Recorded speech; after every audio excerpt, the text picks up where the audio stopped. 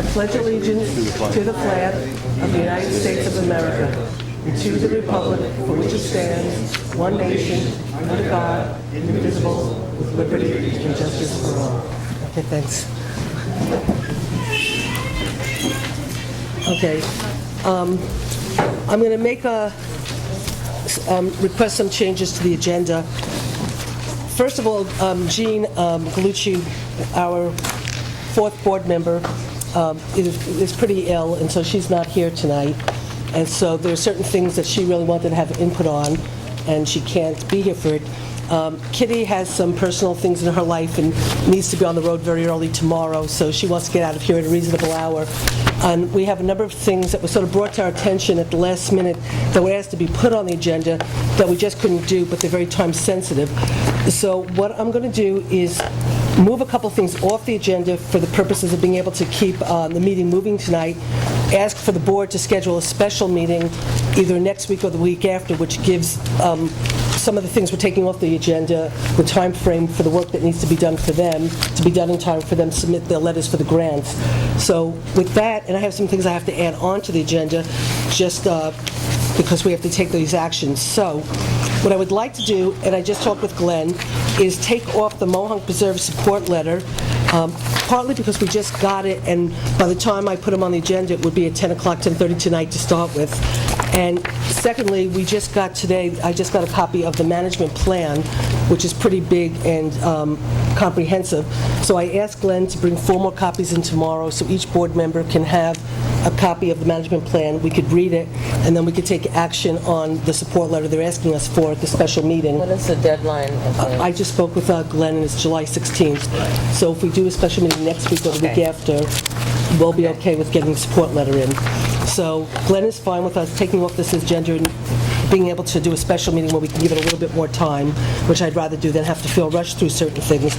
I'm also going to take off, it's not on the agenda, but it was asked to be added on, but I'm going to take off the Mid-Hudson resolution for Park Point, which never got on, because there were some questions about that, and they also, time-wise, their application has to be in tomorrow, but there's still time for us to get our support letter in so we can have the conversation where we don't feel so pressured.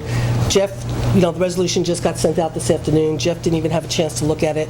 So it's not fair for us to have to vote on things when we don't have the time to talk about it. So I'll put that on for the special meeting. I was going to do an update on... Go ahead. If their deadline is tomorrow... Well, I spoke with George Lithgow. So their deadline is tomorrow for Park Point to put in their application for the regional grant. But that doesn't mean that we can't do the support letter after the fact and get it as an addendum. And so I did talk to George. He was going to call the Park Point people, and so I sort of talked to him before we did it to make sure it wouldn't be a problem, and he said he didn't think that would be a problem. And I knew you had a couple of questions, Kitty, and so I just felt like in fairness, if we wanted to have a conversation. I was going to do a little bit of an update on the status of us looking at a DPW. There was a meeting with myself and Bill Wallens, Chris Marks, and Bob Leghorn, and we have negotiations with the Teamsters coming up with Jeff was a part of our initial conversation. So there's going to be a strategy of how we sort of move forward. It's all working really well. It's going to help save a lot of money, but it's still, I'd rather have time for us to talk about it than feel rushed tonight. So we'll put that on for the special meeting for next week. So what I'd also like to do with the ethics is, because Jean can't be here, and Jean had some definitive opinions about how she'd like to see the new law and some things she'd like to add, we'll do the ethics appointment. We can talk about the ethics findings, but the actual ethics law we'll put on for the special meeting so Jean could be here, because there's some things she would like added in, and I don't want to represent Jean. I'd like Jean to represent herself, and she's got some real significant things she would like to add to the ethics law. So I'm going to just take the law itself out. Well, we'll do the findings. I also have some things to talk about concerning the revision. Right. So let's not plan to take any action, but let's just get everything on the table for the discussion. we could do some of it, I just don't want to represent Jean's opinions. Right, no, so we won't take any action. Well, it's not even matter. We can talk, well, I mean, so anyway, we'll do the appointments, we'll do the findings, we'll see how late it gets, how the evening's moving, and stuff, and how in-depth we get in with the revisions. You have some issues. I know somewhat what Jean's issues are, but I think some of it's very meaty in terms of... We don't have to wrap this up in one Okay. night. Then what I do have to add on to the contract, I'm going to take off the minutes, not do the minutes tonight. We don't have any warrants, prepays, or budget transfers. What I need to add on is we're going to get a fireworks update from Craig and Josh, which is really great news, but they'll give us an update, and I'd rather them do it on the agenda versus during public input. It's not fair for all the work that they did, that we don't give them a few minutes in the sun to tell everybody the good news. We need to put on approving seasonal help for the pool and buildings and grounds, so we need to add that. We need to make a change to the rate for the highway seasonal help that we did last week, where we said that we would authorize up to $15.50, but the contract actually says the rate is $15.61. $15.50 was the last year's rate, so Bill Wallens pointed out that that's the new rate, so we just need to take action to correct the rate. And surplus equipment for recycling was asked to be put on the agenda, so if we have time for that, we'll get to it. Otherwise, we'll move it to the next week, okay? So if that's okay with everybody, I'd like a motion to accept the agenda as amended.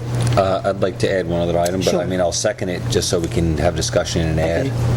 So do you want me to Well, second why it? don't you just... I'd like to add streetlights to it to see where we are on Okay. sending a letter to Central Hudson to request to shut off the Okay, streetlights. I can update you on that. Okay, good. Streetlights, okay. That's all I want to add. Okay, so with that, do I have a motion? Well, I would just like to request that none of these additions take more than 10 minutes. Oh, none of them, well, the seasonal help we'll do in 30 seconds, the change of rate we'll do in 30 seconds. Great. The surplus for equipment for recycling, We got the did you get the email on that, Kate? it was in your packet last... I apologize. It was in the packet and it was in the email. Then it's in here. Yeah. It's- So yeah. so actually, it was actually in the Okay. committee reports and stuff, but, so it should only take 30 seconds. Okay. And the streetlight should take 30 seconds, so... I have that one. Okay? Out, actually. I wouldn't have put them on if I thought they took long, because I knew you were trying to get out of here.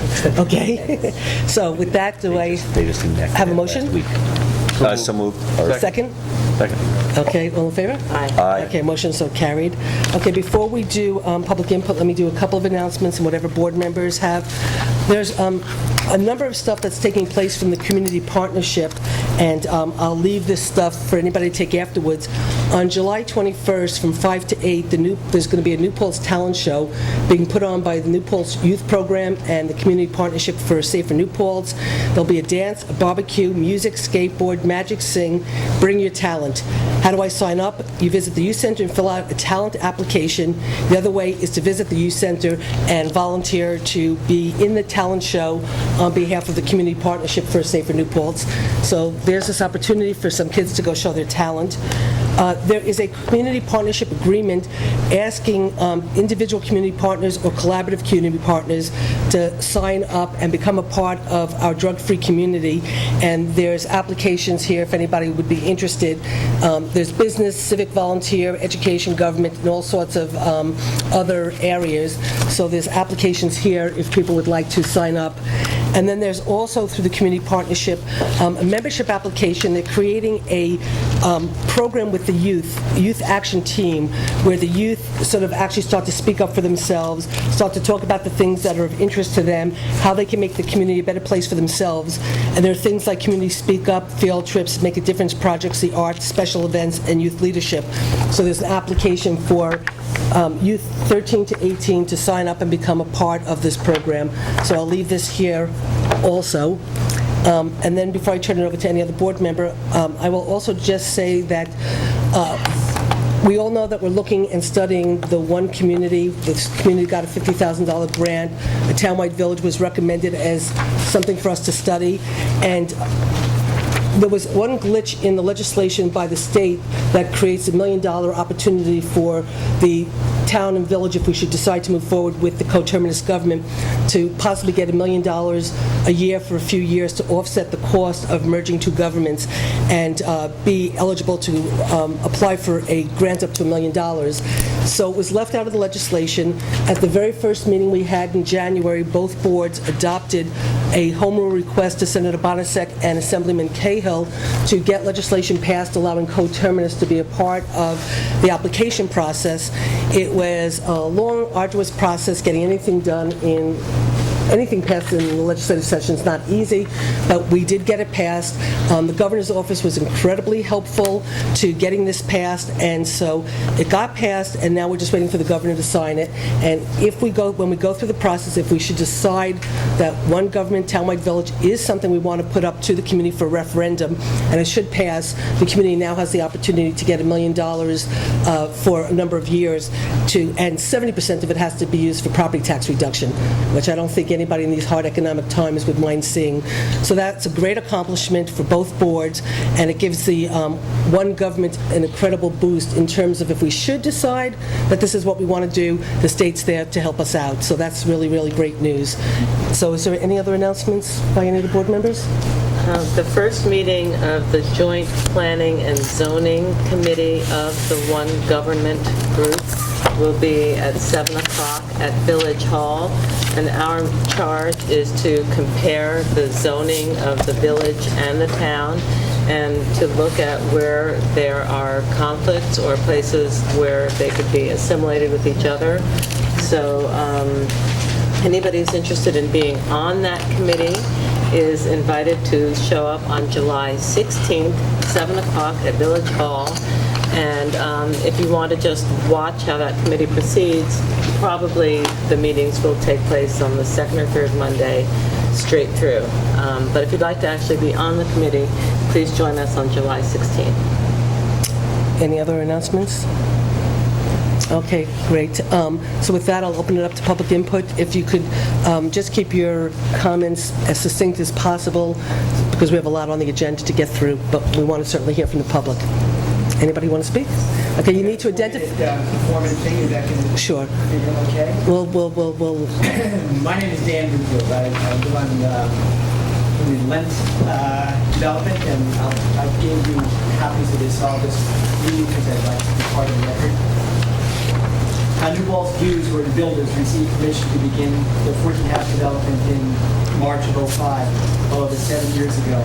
Yet much remains unfinished and unsightly, and more importantly, unsafe. Though we homeowners pay taxes, we do not get the level of services that other town residents enjoy. The first homeowner moved into this development almost 6 years ago.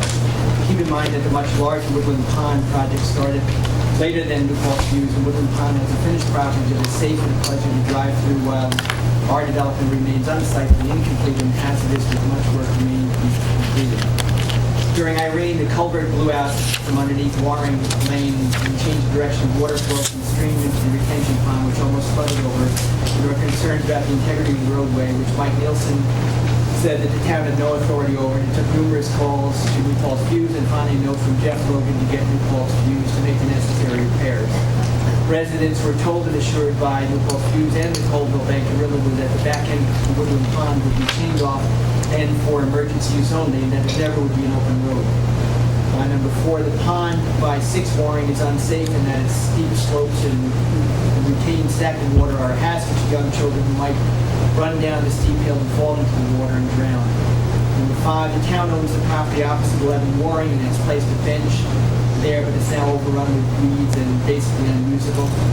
Snow removal is haphazard at best, since the town and county only plow over the road, lent Waring plowed at barracks and inconsistent outfits. New Paltz Views hires. They only use small pickup trucks. Last winter, at least one car went off the road during the late morning because the roads hadn't yet been plowed and were treacherous. Further, the school district has was advised to be extra careful during their 4 daily runs into the development. Another concern is that emergency fire, police, ambulance vehicles might not be able to get to our homes. Sticks, weeds, and ugly brush have grown along the roadways, allowing much soil erosion and damage, drainage difficulties. These areas should be cleaned and seeded so the resulting grass, laid in water retention, as well as be more aesthetically pleasing.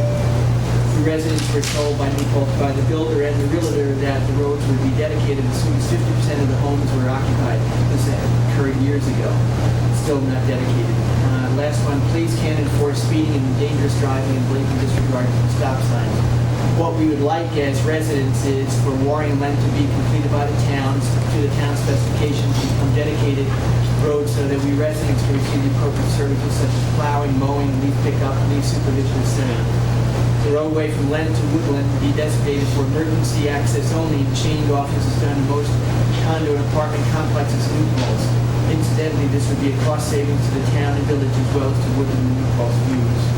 The cul-de-sac be kept to eliminate the extremely heavy traffic volume from Woodland residents and staff and their visitors and service vehicles, as we have at least 11 youngsters playing and riding bikes in this development, as well as concern for the many emotionally involved residents living in the Anderson School residency.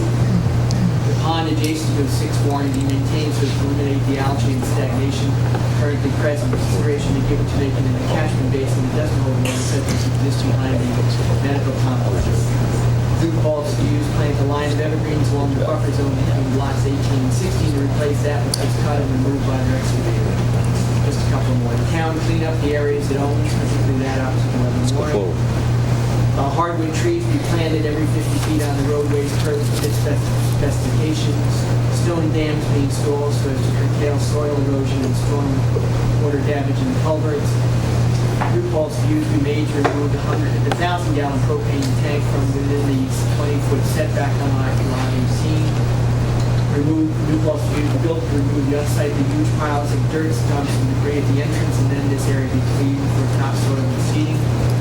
And New Paltz views not be given permission to even begin to develop the remaining 2 or 3 lots until the roadways are dedicated and all above work is completed to your satisfaction. And this was That's bad. basically agreed upon by the homeowners and residents of that. Okay, thank you. Thank you. Yeah, thank you very much. Okay, Ann, just identify yourself for the record. Would we speak now about the chickens, or would we wait until? Well, you can speak about it during, public comment. We'll take action. It's on the agenda for us to discuss later. But this is the time. This is the time if you want, no, we're not, during, later on, when we're talking about the issue, is not board public conversation. It's now your time to speak. And Just, And if you can you just stand up? Up the sound, or should she come up here? I think the sound might be better Yeah. if you're up here. okay. Sorry. Sort of a lot, but I'll try and Condense it, thank you. condense it, yes. Okay, I saw that it was on the agenda for this evening. We basically think it's a terrible idea because what's going to happen is that wildlife... Can you talk louder? Yeah, wildlife is going to move into residential areas, and that will get people aggravated about the wildlife, and that could cause more trapping. So we also have, which I'll leave with you, statements from a lot of farm sanctuaries and organizations that oppose backyard chickens or other animals. So that's just one reason. You also have excrement. The excrement's going to get into the aquifers. The smell is outrageous. Doesn't really belong in a residential area. And it's going to require fencing. The fencing has to also have a roof in order to keep hawks from coming down and getting the chickens. So it's attracting raccoons and foxes, coyotes, dogs, domestic cats, all to residential areas. The CDC has a report that criticizes chickens in residential areas. Also the UN, and I also have attachments, and we'll also send that to you. So basically that's the way we feel about it, and Thank you. I hope we're not alone. Or do you have any copies that you would like to Yes. give to our clerk, and then our clerk can then Yes. put those in Yes. our mailboxes for us to all Okay. be shared? Thank you very much. Okay, great, thank you.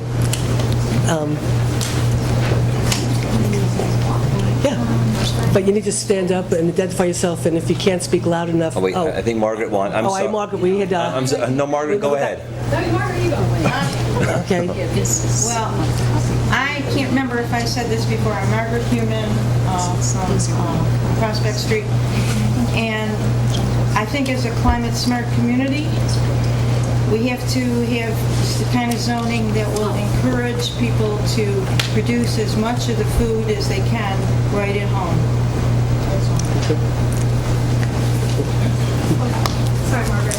Love it. Each one. So I'm here to speak against the chicken ordinance.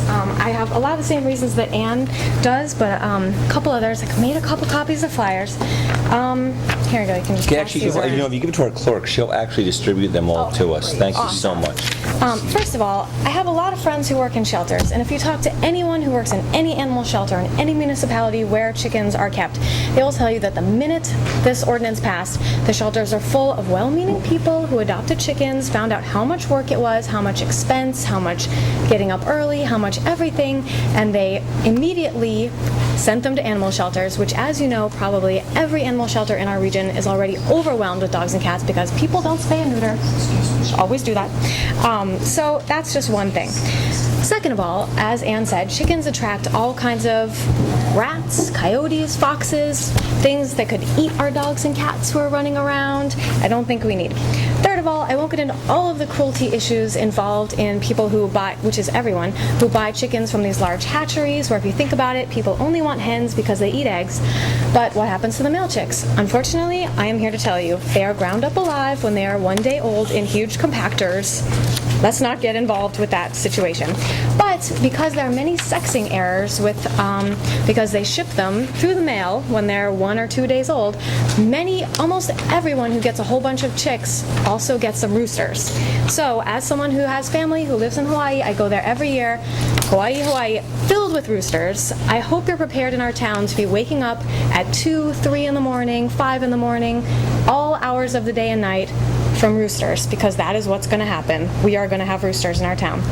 So I would say, instead of this plan, if you continue to eat eggs, almost every organic farm in town has chickens, and you can buy your eggs from them. Those are my points. thank you very much. Thank you. Go ahead.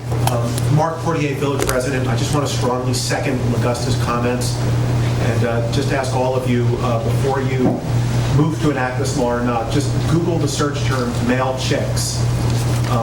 That's one thing. I feel like the law is inhumane on two bases. It's inhumane to the animals, and it's also inhumane to neighbors. If anyone's lived in proximity to roosters, I can't tell you what a nightmare that is, that you're going to be prepared to have your sleep disturbed at 5 o'clock in the morning on a daily basis. I just think that the proposed law is unnecessary, and under the current zoning restrictions, I would encourage you not to enact this law. Thank you. Thank you. Peter? Yes, I'd also like to add my comments to that. This whole issue reminds me very much of a training session I had in basic training in the Army. The name of the training was called Fingers, Faces, and Flies. And the sergeant who gave the lecture wasn't allowed to use a common English word for feces. So looking around, I knew that about 70% of these trainees didn't get the message. But let me explain very basic terms what will happen. Flies like feces. They sit there, they lay their eggs there, and maggots form. Maggots will eventually develop into flies. Flies will find more feces, sit on the feces, lay more, create more maggots, more flies. The flies don't know where the property lines are.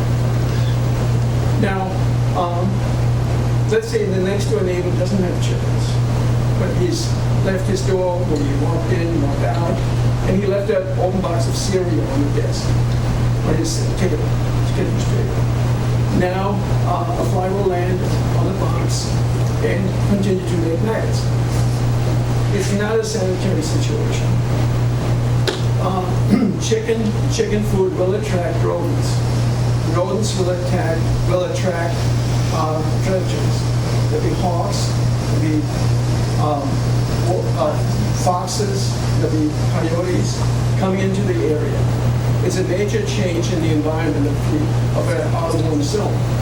Farms that have 50 acres can handle the situation. R1 zones cannot handle that situation. It's just impossible. And play down a little bit. I'm sure there's a slippery slope there. If somebody wants chickens today, next guy wants turkeys next week. And then after that, they want a goat. What's wrong with having a little more milk? Okay, let me just tell you, there was a goat in our neighborhood. It's probably not quite illegal. And we could hear the goat bleed. Everybody loved the goat. The owners used to walk it around with a leash like a dog. Everybody loved it. But it turned out the goat was kept outside overnight, and the rats that were attracted were actually eating the hoofs of the goat. It's not a pretty picture because rodents will be attracted to food, and they'll overwhelm the neighborhood, and then the predators will follow the rodents. So it's not a normal, it's not a nice setup for most of the residents who don't want this. Okay. Also play it out a little further. Suppose 5 years from now the economy rebounds, our house prices are up to $2 million a house in New Paltz, and now you want to refi your house and you want to sell it. Okay, what happens? The buyer comes in, looks at the house, likes your house, looks next door. There's a guy sitting in his underwear in his stoop, trashing himself. Chickens running all over the place. Do you think they're going to sell your house for $2 million? Probably not. So let's just look at it. Look at the environmental consequences. And if you haven't done this yet, when you get to the decision-making process, SECRA, it's not an easy next step for SECRA. You got to do probably a full environmental impact statement because it's a major environmental impact. Okay, thanks, Peter. Thank you, Peter. Okay, Ira? Ira, go ahead. I was just wondering if the town board has a time frame for hearing to the ADA regarding their requirement for those that may be hearing impaired or don't hear as well to have access, the same access by having increased speech volume. Thank you. Okay. Okay. Do we? Well, we don't have a time frame, but we'll try to see if we can look into getting microphones, which we need anyway, so just remind me, stop in, and we'll work on it. Okay? Okay, well, okay. Good. Rosalind Cherry. I'm just reminded of I have not heard, thank you very much for telling us about the chickens. This is what happens with fracking. There's two stories, and everybody has only heard the good part. I had no idea. I really didn't think about it. So it's the same thing with fracking, that there's these two sides, and we've only heard one. I want to just tell everybody that we have no idea what's happening with fracking in New York State, but every one of you, if you could just call Governor Cuomo tomorrow, we just have to stay on his case, and I have a feeling we can break him. But it's up to every one of us to call the governor and tell him to ban fracking. And so I would like everybody to do that. It really makes a difference if we call his office. Okay, thank you. Anybody else before we go ahead? I just wanted to add. Can you just say? Town resident, and I just wanted to add an emotional. Dan has a lot of the facts, but as a grandmother and a mother, the fact that our area does not have the safety of police or in terms of traffic and plowing and those kind of issues, just as a consideration, more emotional. Thank you. Okay, if nobody else has anything, we'll move off of public comment. Oh, I'm sorry, I didn't see you up there. It's okay. I just wanted to add my voice of support to Augusta and that crowd also. I think that they brought up some interesting issues that we haven't heard before. And, I would agree that You know, perhaps in a larger, zoned area, those sorts of things might be reasonable, but when you're talking about smaller lots, I mean, my parents have chickens, and, while I don't necessarily agree with it, I know that they went around to their neighbors and said, is it okay? And all of their neighbors said, sure. But then when somebody sells a house, and somebody moves in there, all of a sudden, you have, chickens on your yard, and their feces are in on your lawn. And, while there are definite benefits to those things, I think that, the idea of bringing, foxes and coyotes and things like that is a really, reasonable thing. And I do think that, personally, I wouldn't want to live next to a situation like that. So I think that those are reasonable concerns. Thanks. Just one quick thing is just, I don't know if everybody knows that the village is talking about a chicken law too, so I would just hope that, it's not just us that are being asked about a chicken law, but the village is considering a chicken law too, so that you might also want to make sure you cover both boards. So with that, okay, what I'd like to do is close public comment, and I'd like to invite Craig and Josh up to give us an update on the fireworks. And since I got an update today, I'd like to congratulate the two of them on the absolutely magnificent job they've both been doing. And we're really fortunate as a community to have two movers and shakers like Josh and Craig working on behalf of us for July 4th.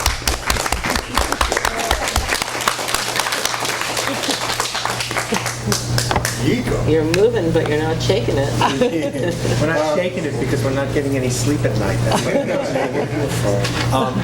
I want to say working with Craig has been one of the greatest pleasures. I've worked on all sorts of committees and stuff. And working with someone who puts out, on the same level so that we're both like kicking it has been amazing. And for us, it ain't over till it's over. We are still working. We're still looking for monies because we intend to give you the best show you've had in years, and also prepare so that next year we don't have to kill ourselves and there'll be a little bit left. So with that, I'm going to give you some information and tell you what's going on. And there is an article in the paper this week, so we'll start. When? The fireworks are Saturday, July 7th, with the rain date of Sunday, July 8th. Where? Ulster County Fairgrounds, Libertyville Road. Gates open at 5 o'clock. Cost is free. No parking, no entry fee. What you can bring your own blankets, chairs, food, and drink. What you can't bring: alcohol, pets, and barbecues. No unauthorized vending will be allowed. What you can purchase: we'll have the main course there selling burgers, hot dogs, falafel, sesame noodles, and other interesting foods. Jamaican Choice Caribbean Restaurant doing jerk chicken wraps, curry chicken wraps, plantains, beef patties, jerk chicken. Big City Concessions doing fruit drinks, funnel cakes, fried Oreos, and fried candy bars, the traditional type of stuff you expect to see there. ShopRite will be doing glow sticks and drinks and snacks. What's going on? For the kids, we just pulled this in today. We have gotten a whole bunch of inflatable children's activities for the cost of free. What they are is we have a Tiger Belly bouncer with a climb and slide in it for one age kids, kids of a certain age. We have a Mickey Talk combo bouncer. We have a Treasure of the Caribbean obstacle course.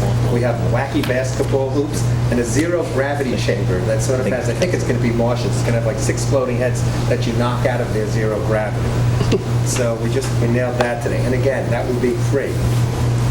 What you should know about them is they're free, but all children online must be accompanied by a parent so that we do not have chaos.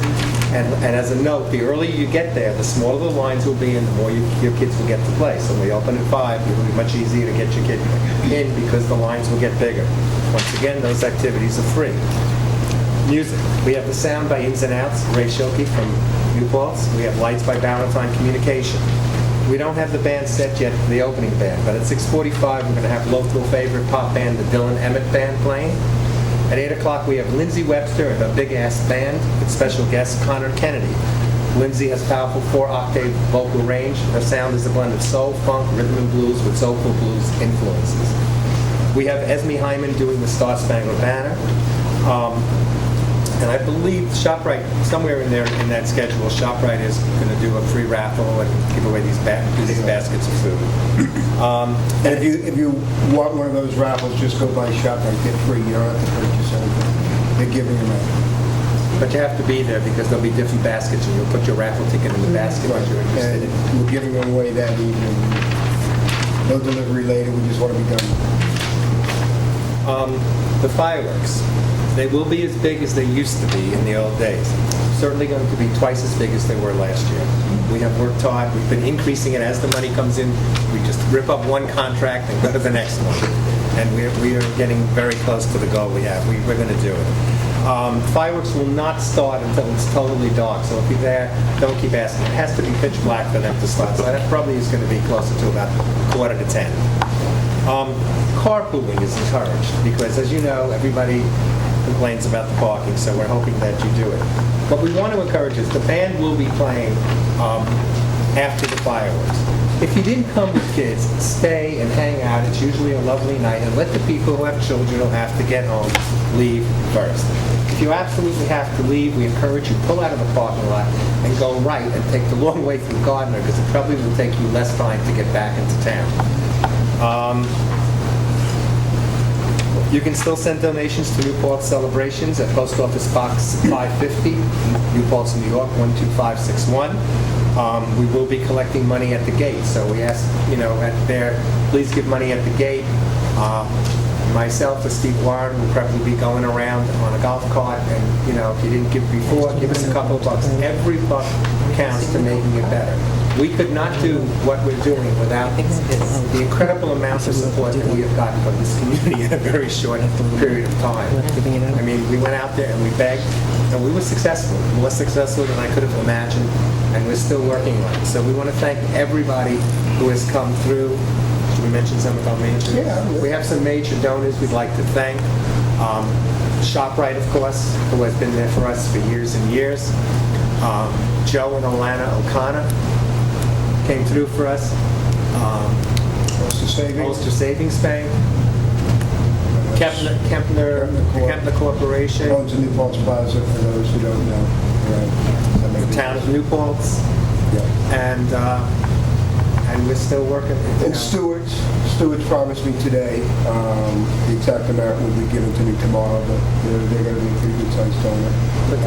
Smitty's Auto Body, Niffen Builders, the list goes on and on. The list is tremendously long. People have, who used to give and didn't give have come back and they're giving. People who never gave are giving, and it's really because of the persistence of that we went after them and said, come on, this is a community event. So anyway, we want to thank the community, and what comes in is what goes out. So the more we get, the bigger we will do. We are trying to make sure there is something for everyone. Great, thank you. Just please come out. Yes. Thank you. Thank you so much. Water, drinking water, how will that be handled? Big crowd? Water stations and purchase your own, bring your own? Okay, You can bring your own, and there'll be plenty of water and drinks for the ShopRite actually will have, by the way, speaking of water, not to drink, but they will have a cooling station where they will mist you down if it's a real hot day. They'll be hooked up to water and that. I think Are they selling water as well for? ShopRite, I mentioned where the money goes. Right. Everything that ShopRite is selling, all the profits will be going to the veterans. They donate back every penny they make. They did that last year. They're going to do it again. So they're a real good community. Great. Okay, we got it. But it's like 90-degree heat and the kids. Myrna, they have it all under control. You don't have to talk to them anytime. Right. We haven't lost Thank you. anyone yet at a July 4th celebration. Thank you, Josh. Thank you, Craig. Thank you for all your work. Okay, the first thing we have on the Well, agenda. and what I'd like to do is, and it's at the pleasure of the board if they want to do it or not, we have several residents of Lent Farms here. We have Mary Ann, Andy, we have Dan, we have our attorney here, we have our engineer here. I would like to add it, actually before this, what I'd like to do is add a quick discussion of Lent Farms and us moving forward. We're on to the 27th. The first goal was supposed to be completed by the 1st. There's actually been, I was out there yesterday. Why don't you make a motion to add it to the agenda? I'd like to add to the agenda discussion of Lent Farms, and I'd like to add it while we have so many people here. Okay, do I have a second? Okay, second. Any discussion?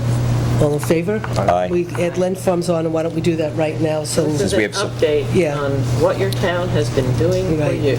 So, Do you want to go, Jeff? So I for the guess update? while we have our engineer here and our attorney here and our building inspector here, what I'd like to do is I'd like to have the town board authorize our engineer to get hold of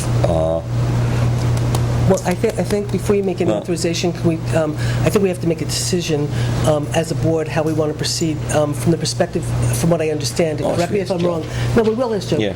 We authorized Joe to send a letter to basically tell the builder that they had so much time to get the work started based on the agreement of the work plan. And he was to send a letter and say if they didn't do it, we were going to do it. That happened. It's my understanding from reading some of the emails from the engineer that there was something fell through the cracks in terms of the work plan.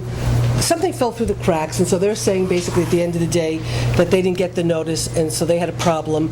And so what we have to do is get a quick update from Joe and Dave, and then make an authorization of how we want to proceed, because right now we're in a position of, we authorize to start the work at a certain date, regardless of anything. Well, And so, letter? I think I just want to be a little careful here with the phrase "fell through the cracks." Well, I don't know how to phrase Yeah. it. And I agree with you. And so our... They did not get the letter? Well, they did. they did, but there's some, I will use... Sam, who is, and I apologize, Sam's last name is... Sam Friedman, I apologize. who's from Len's Farms, Who right? is from New Paltz Views. Right. Who is the project manager, met with Andy from Dave Cloucher's office in April to review the timetable. They agreed to it. Everything was fine. There was no official letter sent. I'm not exactly sure. Joe could fill us in what an official letter definition is, but I'm yet to find one by searching what an official letter means. It was agreed upon by both parties that we would go forward. He agreed to the schedule, said no problem. We've now notified... Got an official Well, we were never Well, told. we did get an official letter. They had a We meeting. did? Yeah, we met. We have sent them communications to meet. They agreed to it. I And think... we were told back from Dave's There's office. nothing in writing. No, they had a meeting, they had a meeting where Dave we have presented emails. the work plan. They agreed to the work plan. We were told everything was in agreement. So you physically gave them the work plan? Andy from our office met with Sam and I believe another person from New Paltz Views and went over exactly what had to be done. That was basically outlined in our memo probably a year ago. They met out at the site in late April, I believe it was. And Andy told them that it had to be done, we had to get this done now, and told them the schedule that we were looking at, and they believed that they could get that done, they could meet that schedule.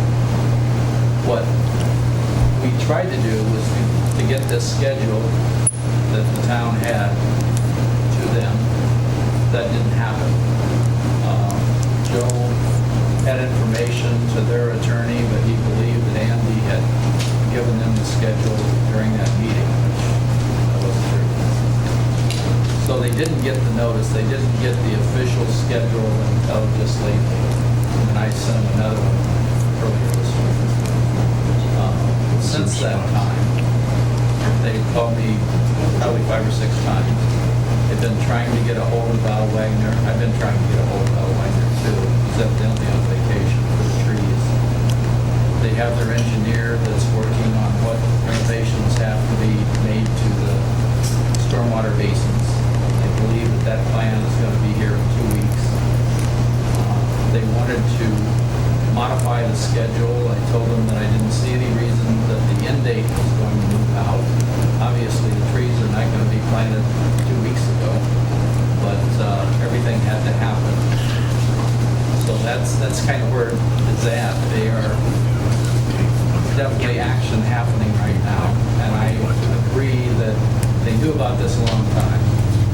There's the idea that they were waiting for that final letter from the town.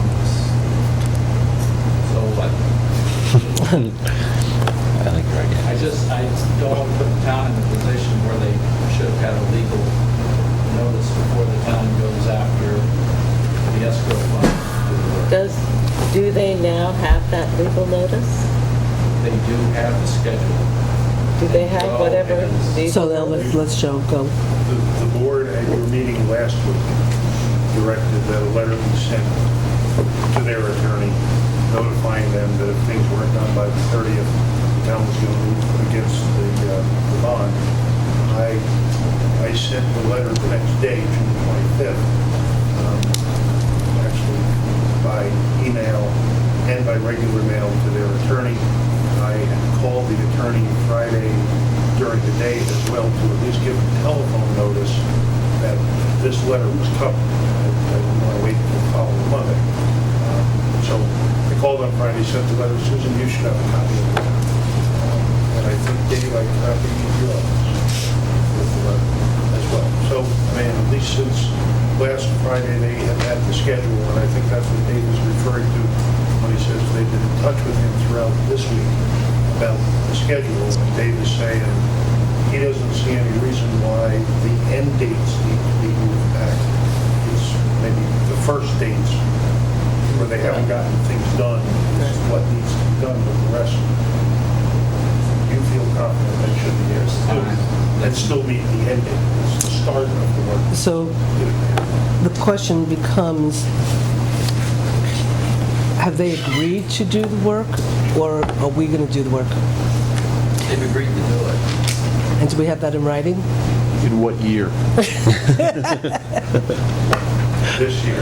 This year? So I guess the question is, do we need to keep the end date the way it is, shorten up the time they have to do it, change the schedule to accommodate the calendar now, and get them to sign off, basically saying that they will undertake and meet these deadlines, and if they default in any way, there's recourse through the town?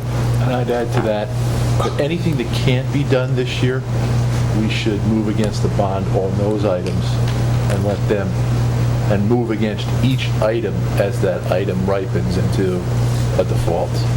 So we'll just take that bond right down by the end of the year if they're not finished. One of the, the end date on this is August 31. The end date is not like December 31. Right, but for example... The end date is August. Even if it took an additional 2 weeks, even if it took an additional 3 weeks to get the work done, we're looking at September of this year. There's not that much to do. But you can't plant trees now, Given that can you? time frame, I don't think there's that much. But so it's not that far out. So I think the work probably can and should be done, and it should be the end date, even if it exceeded it by a couple of weeks for unforeseen circumstances. We're still looking at the fall. That would still coordinate, Andy, correct me if I'm wrong, but we've got a date with the people from the Woodland Ponds organization. They're supposed to complete the road from essentially its end now to Woodland Pond by the end of October. Weren't they going to pave together? See, there's two pieces Right, of this right, right. project. And they're going to move. The original Glen Drive only went up so far, and then Kingston Regional Senior Living that owns Woodland Pond is supposed to bring it from their border to the end of that cul-de-sac. I thought they were going to use the same paver, though, do it all at once. Wasn't that the plan? Well, they were going to originally, but I think we chose to not wait for them to coordinate anymore and just take action and move it. So Andrew Boyer may know, the original thought was maybe to use the same contractor, but I don't know that they're actually going to do that now, because Woodland wants to get done. Yeah, I don't know if I can use the same contractor. But I think at a certain point, we decided we weren't going to worry about coordinating that because we just needed to start getting the work done. And so... I mean, Woodland, as I understand it, was supposed to requested bids, and they're supposed to start their work. They're committed to do this under their timeframe. We also have a bond on the Woodland Pond project. Okay, so what would you two suggest as the next step in order to hold their feet to the fire and get commitment in writing? Just before you ask Joe that, what about the possibility of saving with some money and just keeping it as emergency hours? Dave was more familiar with the project approval than I was. So Dave, go ahead. They have always planned to go through and connect up there with Woodland Pond. There's actually more development that's going to happen at some point in time on that road. That is There's been a subdivision, Mr. Boyer did a subdivision revision, pushed that roadway a little farther away from his house, so there's been a lot of engineering that's happened that's going to improve that roadway really does. So I think what I'm trying to get to, and Andy, I know you've put in tremendous amount of work, and I've been at those planning board meetings with you. We have moved the road. New Paltz Views was good enough to modify some of their lots to move that road from its current location. So there is a lot of work to be done still. Just if anyone goes up there, that road that's there now will not be in that location to connect the two.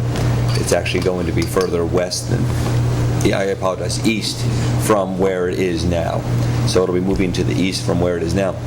My big concern, Joe, and I like the comment here, which is, can we now, we are a few days away, can we go and take from the bond what our estimated cost is for the trees and take that and put that into an account right now, or actually June 1st, put that into an account for the trees and say, you have not acted according to the deadlines, which I have to be honest with you, Sam's response is, I referred to it at one point as hogwash, but I thought disingenuous at best. He's had multiple years to complete this project, and we've gone nowhere. And now that we have a town board that's actually putting substantial pressure on them, they're now willing to move forward. I really cannot ask these residents one more year to sit there and not have that project completed, ask them to have their road not plowed, ask them not to participate in the pickup of, fall cleanup. You have a whole board here that's done with it. So what can you advise us as, what is our step? Can we do anything tonight to say, we're taking these funds now? I agree. I don't think we should wait a year. That's why I say this work was all envisioned to be completed by August 31 on a time frame, which, as I understand, when Eddie reviewed it, they said it was able to be done. Even if it got done September 30th, it certainly shouldn't go into the winter. In terms of actually taking the money is already in the special account here in town. So We actually have cash. Yeah, we actually have cash, I agree, yeah. Unfortunately, this isn't in the form of bond, it's in the form of cash. One of the problems with the town possibly doing the work is the time that it would take to get the specs, to put it out, to get it back down. I think this is a public works project, which the town would have to do. If Al is unavailable to them, maybe because he's away, he's on the days to be able to get there. You are planning on a special meeting? We're going to have a special meeting next week or the week after. So we at the end of the night, we'll try to get our calendars and try to figure out, but absolutely next week, but no later than the week after. We've told them if it's not completed by Saturday the 30th, the town's going to resort to the bond. Dave has some indication as of today that they are going to do the work, although I don't know that anything like even the pile of dirt has started to move, Chris, am I right? And the residents, you don't see any evidence of that. But Dave, you may have an update there. The pile of dirt has to have a wetland permit. They filed for that wetland permit, and the DEC said that they wanted to issue the permit, all one permit, and the town planning board has to make up their mind on which sidewalks are going to go. Whether that's another part of that wetland permit. So the dirt pile is not going to move for at least 2 weeks. Now, I thought, and maybe you can refresh my memory on this. Well, I do remember, though, the sidewalks for that, I believe you were at that meeting, weren't the sidewalks just going to be a right-of-way, and that there was going to be... The board would like to have the sidewalks put on the other side of the street to serve the Meadowbrook area. What board? If they do that, there won't be a wetland encroachment. The other possibility is to put it up on closer to the shoulder on Henry Boyce, which then you would be in the buffer area, but not in the wetland. So that's something that the board discussed, but they didn't make up their mind on. It's going to be on their next agenda. You're talking about the planning board? Yes. Planning board. We're required to have a sidewalk there. The road We've got to move this. Yeah. It's, the plans are to have all of Henry Boyce for the sidewalk. All of it. Will I be alive? Okay, so we have to move on because we're trying to keep to the agenda, and that wasn't on originally. So what's the recommendation of how we, what's the, 30th technically is Saturday. Dave has some indication that they're planning on doing this on their money. The bond also provides that they can do the work. The town board can release the bond. So if they got a portion of the bond money back, that's what they can use to pay their expenses. There's every incentive for them to finish this. But I realize what the board wants to do. If you're going to meet as early as next week, you might consider taking the final action on Jeff's suggestion then. I don't think there's any doubt that they believe that the town board will do it. I think in that time, Dave may acquire more information about what they're going to do. And if you meet next week and they haven't done anything in response to any of this, then certainly I've got a pretty good feeling what your decision's going to be. But I'm thinking you may be days away, and if they say what they, if they mean what they say. so Dave, you're going to create another timetable that works with the needs of the planning board, that meets with the needs of the DEC, that meets with the needs of them, that meets with the needs of us. You're going to come up with a plan, you're going to get it from them, you're going to get them to sign off on it. It's going to have full, safe things where if they don't meet it, then we can take action, and you're going to bring this back to us next week for us to act on, right? There will only be 2 or 3 things that the timetable will change, and those are the things that they haven't done already, but the end date's going to remain the same. But I mean, you'll change it, and then you'll get them to actually sign off that they're in agreement, and then there'll be penalties.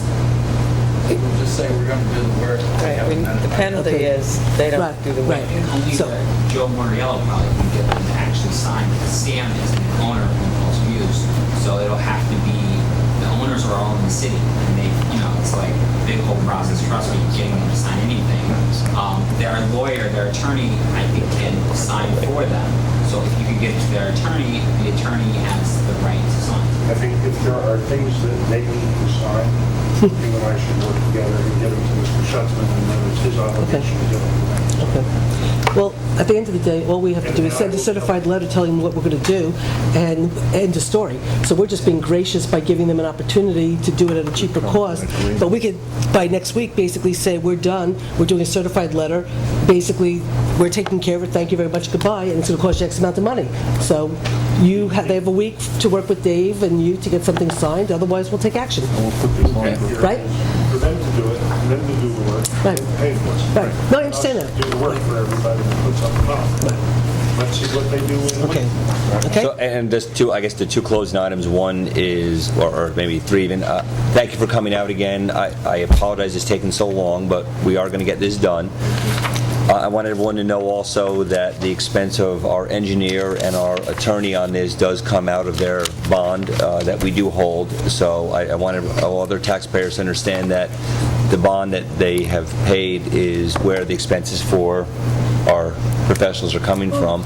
And I would like to ask Dave, if you just continue to try to get hold of Al Wegner, the arborist, and because either way we're going to need Al, whether we do the work or they do the work, Al is going to have to be the one to name the trees. Well, so as long as we're staying in contact with him, I think we can continue to move forward. And I ask the residents, please give us a couple more weeks, and we haven't stopped. 7 years. I just will say that Al did come in to see me last week and stuff, so he was very aware of the fact that Al, yes. Yeah, so anyway, so... Must be away this week.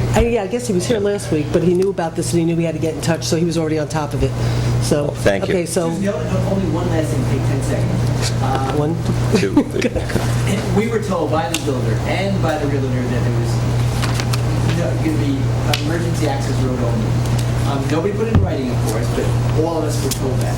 I would like the board to revisit that. I know Dave might be shaking his head a little bit, but I can't see why that can't just be gated off in Irvine. If there's going to be future development with a hotel up on the north part, that Irvine be used as a well, that's okay. Thanks. That's a bigger issue than we can take on tonight. But thank you. Okay. So next, thank you for coming. Thank you. Dog park. Okay. Dog contract, not dog contract. Dog park contract. Okay, so you all know that the county did approve the contract with the town to, what? You say that's why, and I had called you today because I was a little confused, because the county did, I was at the legislative meeting when the county approved the contract with the county and the town to amend the Field of Dreams contract to incorporate the dog park and the walking trails. So that's done, that's been approved. I'm just not sure that we actually executed a contract. So that's why I was calling you today, because I remember you had said we couldn't do that contract till after they took action. So we have to execute that contract, but we already voted. We voted to accept it. I just don't think we've executed it. Well, we signed the contract amending the original agreement with the county. You signed that. Right. We sent it to the county for their signatures. Right. They couldn't do it until after the legislature. Right, and the legislature approved it So then last... somebody for the county hopefully will be signing that and getting us back fully. Right, so that's what we have to follow up on is, okay, because so the county, I was there, the legislature approved it unanimously, and so that contract should be able to be executed, and we should get that back to us. So now what we have in front of us... What? A lot of effort on the part of all the people who work with the county offices, the executive office, the rest of it, to get it done. And it's done. It looks like it's a matter of getting it signed and getting it done. And Danielle was there, and she spoke and thanked the legislature and the executive's office. I went, I thanked the legislature and the executive's office, and they voted to approve it, and...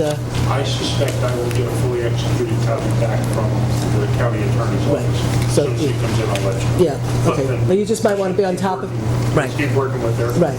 So just so you do know that it was it was approved, it's whatever, so if you just want to follow up to get it, whatever. But B's office should execute it, and we should get it back. Because they did approve it. I guess maybe they were just waiting for the executive to sign, whatever. So now what we have in front of us is the contract between ourselves and Four Paws of Ulster, which is a not-for-profit organization that was formed to run this. Like we enter into contracts with baseball, with softball, with BMX, with the YMCA, what Joe had suggested to us was that we make this, quote, a town program, and we enter into a contract with them like we do with everybody else. Danielle took the first crack at the contract. Joe then went back and revised the contract based on how it works for the town. The only thing that was holding us up these past couple of days, which is why you hadn't gotten it, was we needed to work out all the insurance issues with Bob Stubbs. Danielle spoke with Bob Stubbs, Joe spoke with Bob Stubbs, and I talked with with Bob Stubbs today, and everything's taken care of, and there'll be an addendum added to the insurance policy where we're named additional insured, the county's named additional insured, and the cost for that addendum will be picked up by Paws for Ulster County. So it's about $800 to maybe $1,300, something we're in there. So based on all of that, Danielle said that that they would like the town to take action to approve this contract, and so that's what you have in front of you. So the red is Joe. The red is Joe. Okay. I did the red stuff. Okay, so why would we not want to allow the organization to do fundraisers? On the property. Yeah. The problem is you can't allow a private organization to utilize town property to fundraise. They can fundraise elsewhere. They can fundraise elsewhere, but you're not supposed to utilize town property as a private organization to fundraise. We spoke earlier today, though, if they have a clinic on some instruction relative to dogs or whatever, and they need to raise a reasonable fee to perhaps pay for the speakers or something like that, they would be entitled to maybe charge for that program to cover their costs. But you're not supposed to make money on town property. Do you have the one that I sent you this afternoon? I'm pretty positive. I mean, what I did was when I wrote you back this afternoon saying, what contract am I to use, and has anything changed? When you wrote me back and said, use this contract, I forwarded that contract to all the board members, yes. Because I have both copies. Yeah. The only changes were the one about the fees I eliminated from this. the indemnification clause, you were right, it should have read the organization.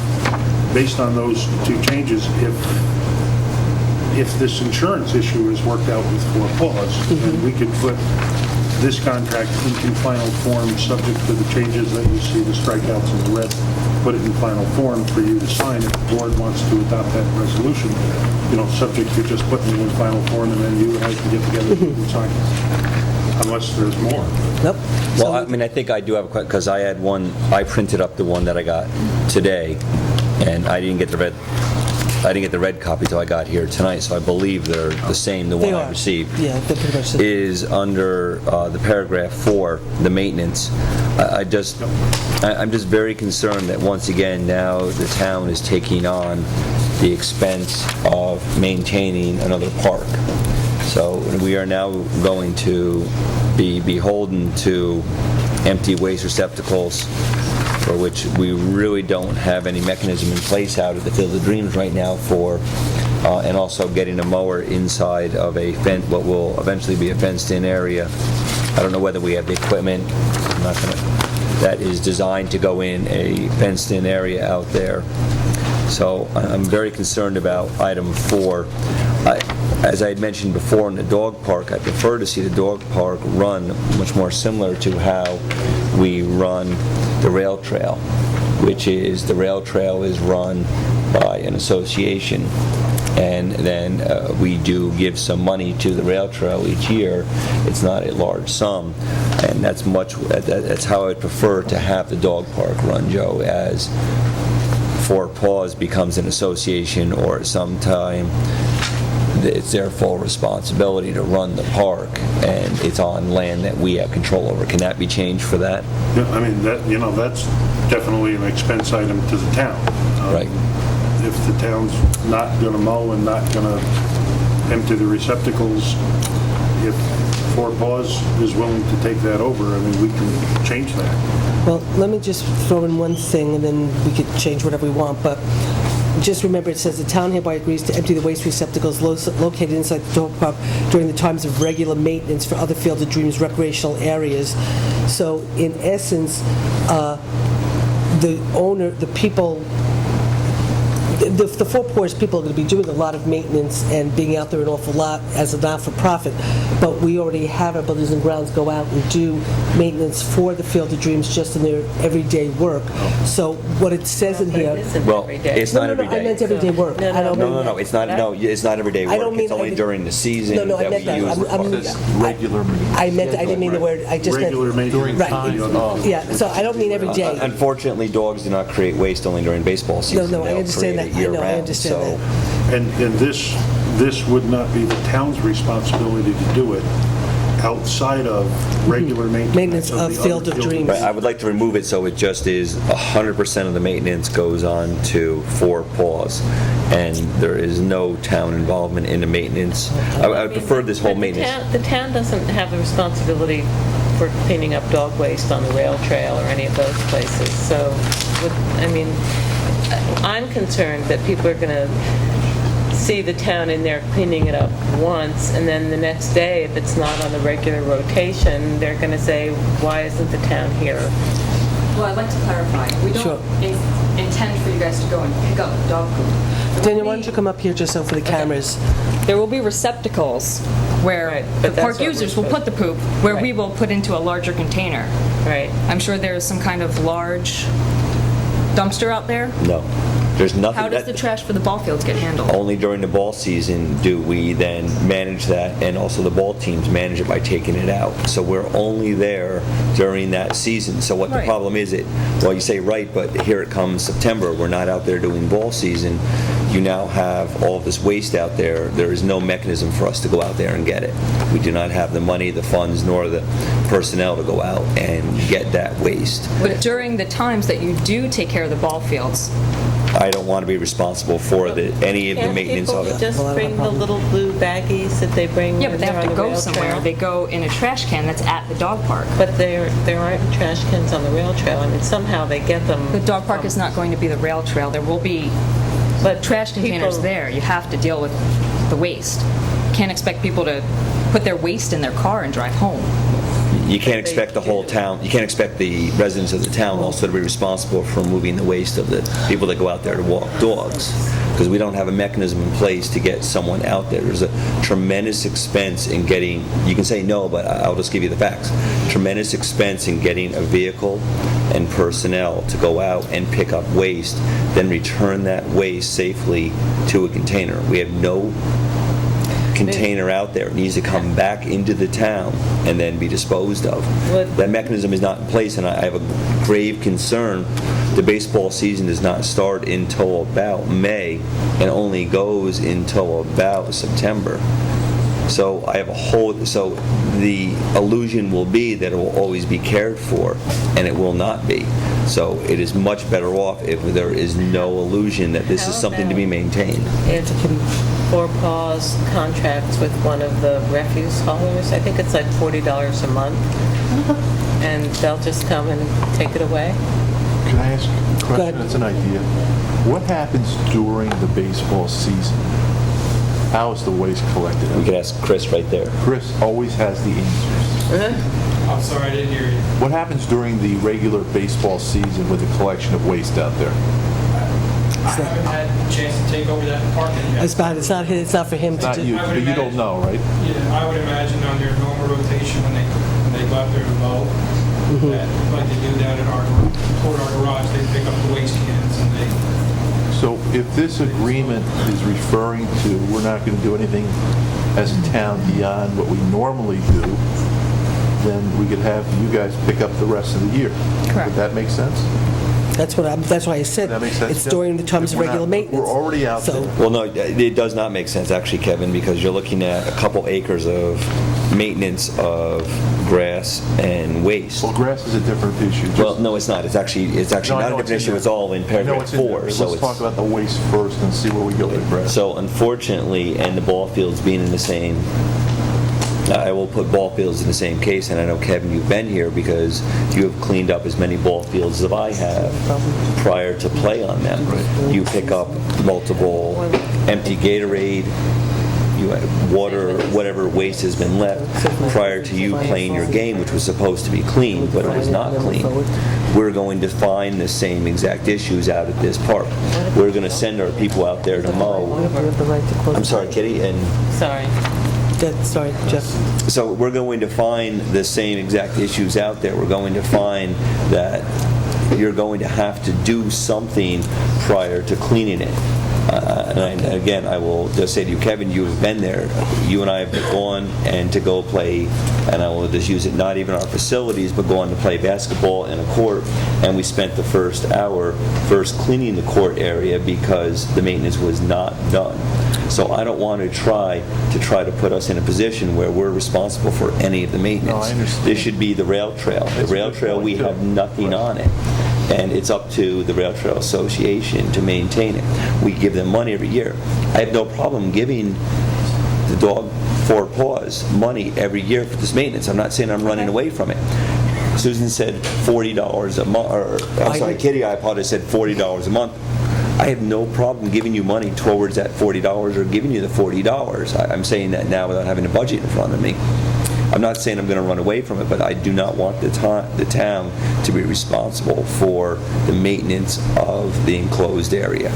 We will give you money for it, absolutely, as a town facility, but I don't want to be responsible for it with my personnel, because we simply do not have the personnel nor the funds moving forward. Will the money be supplied as per the cost? No, we already actually authorized $500 to give to Four Paws of Ulster County for the dog park way back when. So there's already been an authorization for Can I get just a $500. few more facts from you? What are you looking to do with the grass? Is there grass out there already? Right now it's trees, It's so trees, we right? have no So idea. What do you envision? Right now, at least clearing the trees, I'm imagining that there will be some grass that grows. Okay, so But do you- how much grass do you want to grow? 2 acres is wooded. The 2 acres is currently wooded and needs to be cleared. You mean clear cut? Yes. Yes. Well, except for some trees for shade. Why? Because of the Because you can't, it's because the woods. location of where the dog park is I relative mean, to you the Field can't of walk Dreams. through it, it's all brush and woods right now. But dogs love that. No, it's wild. It's like wild woods. It's not safe woods. It's thorny bushes and brush and little baby trees and some big trees. Well, we're gonna have a It's not problem if passable. we're How about a clear-cutting controlled town burn? property. No, thanks. That just wasn't right. Thank you. Thank you for your support. I would like to point out that all of the work that we're doing has been volunteer work for the benefit of the town. I mean, we're not looking to make anything for ourselves here. I understand You know, that. so- And just, I want to make it clear that it's never been stated. That is not once been I stated. know, but I just want to point out that, we are looking to do something for the town. We would Right. like the town to But clear help cutting us do 2 this. acres is not We're not- necessarily. We haven't asked you to do When that. when the town's not clear cutting 2 acres, we allocated 2 acres of land that we authorized we entered into a contract with the county. We authorized the 2 acres for the dog park.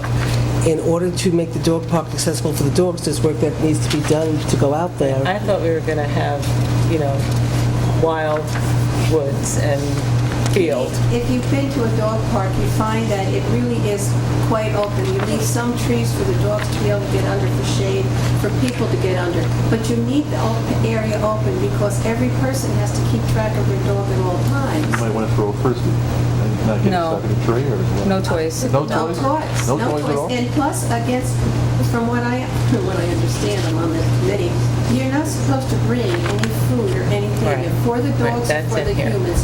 So we shouldn't have Gatorade bottles and all that around because that's not permissible. We'll have water there for the dogs. Mm-hmm. And people can bring in bottled water, but it's a place where the dogs go to play and the people can congregate, meet each other and talk, and they always do. No matter what dog park I've gone to, I've met people. It's Right, enjoyable. that's why we And the support dogs it. want- But your main purpose for being there is for watching those dogs, your dog, and making sure that your dog is playing nice. How many receptacles do you plan to have out there? Minimum of 2, 2. potential of 4. One by the entrance and one somewhere in the park?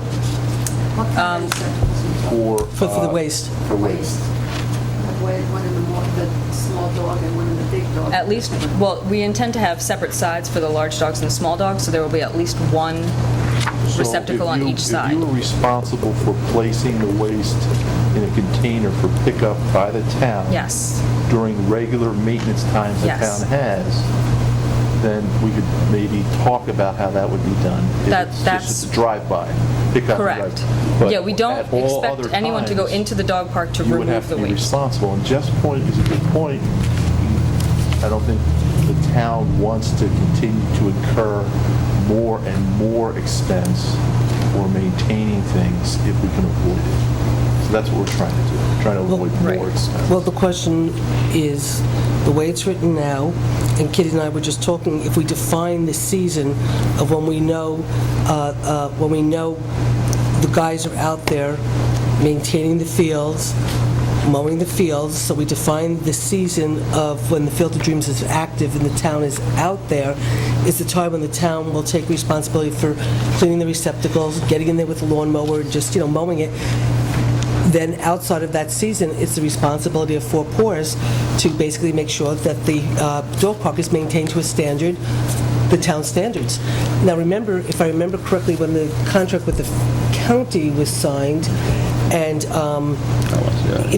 at any point, if the dog park becomes unruly, unreasonable, problematic, we have the right to rescind the right You have to a right this. to terminate under this. Right. But also, can I interrupt, because no, Stacy has her hand up. Well, no, but we've left the conversation here. So, but because she's left the conversation of what we're talking on. No, I did not. Yeah, well, no, we're making a talking about, suggestion. we're on maintenance, so. I know, and my suggestion is, but I think Stacy, I'll defer to Stacy for a second. My suggestion was exactly on maintenance, to basically... Well, no, you talk about unruly dogs, let's stay on maintenance. No. What I was saying was that in the maintenance, I'm suggesting, but I'll defer to hear Stacy in a second. My suggestion is that it says during the duration of when we're out there doing regular maintenance. So we define the duration, which is when the buildings and grounds goes out to take care of the Field of Dreams, when the Field of Dreams are active.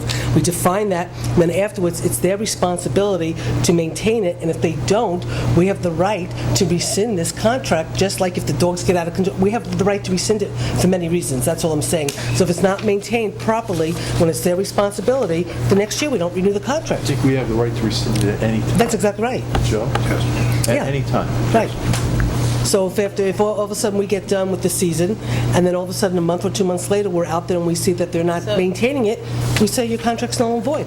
I'm sorry, Stacy, you had something for maintenance? Susan may have just answered my question. My question was, how would this be enforced when dog... Four Paws of Ulster. Four Paws, okay, is required to maintain the property? I mean, how is the maintenance enforced?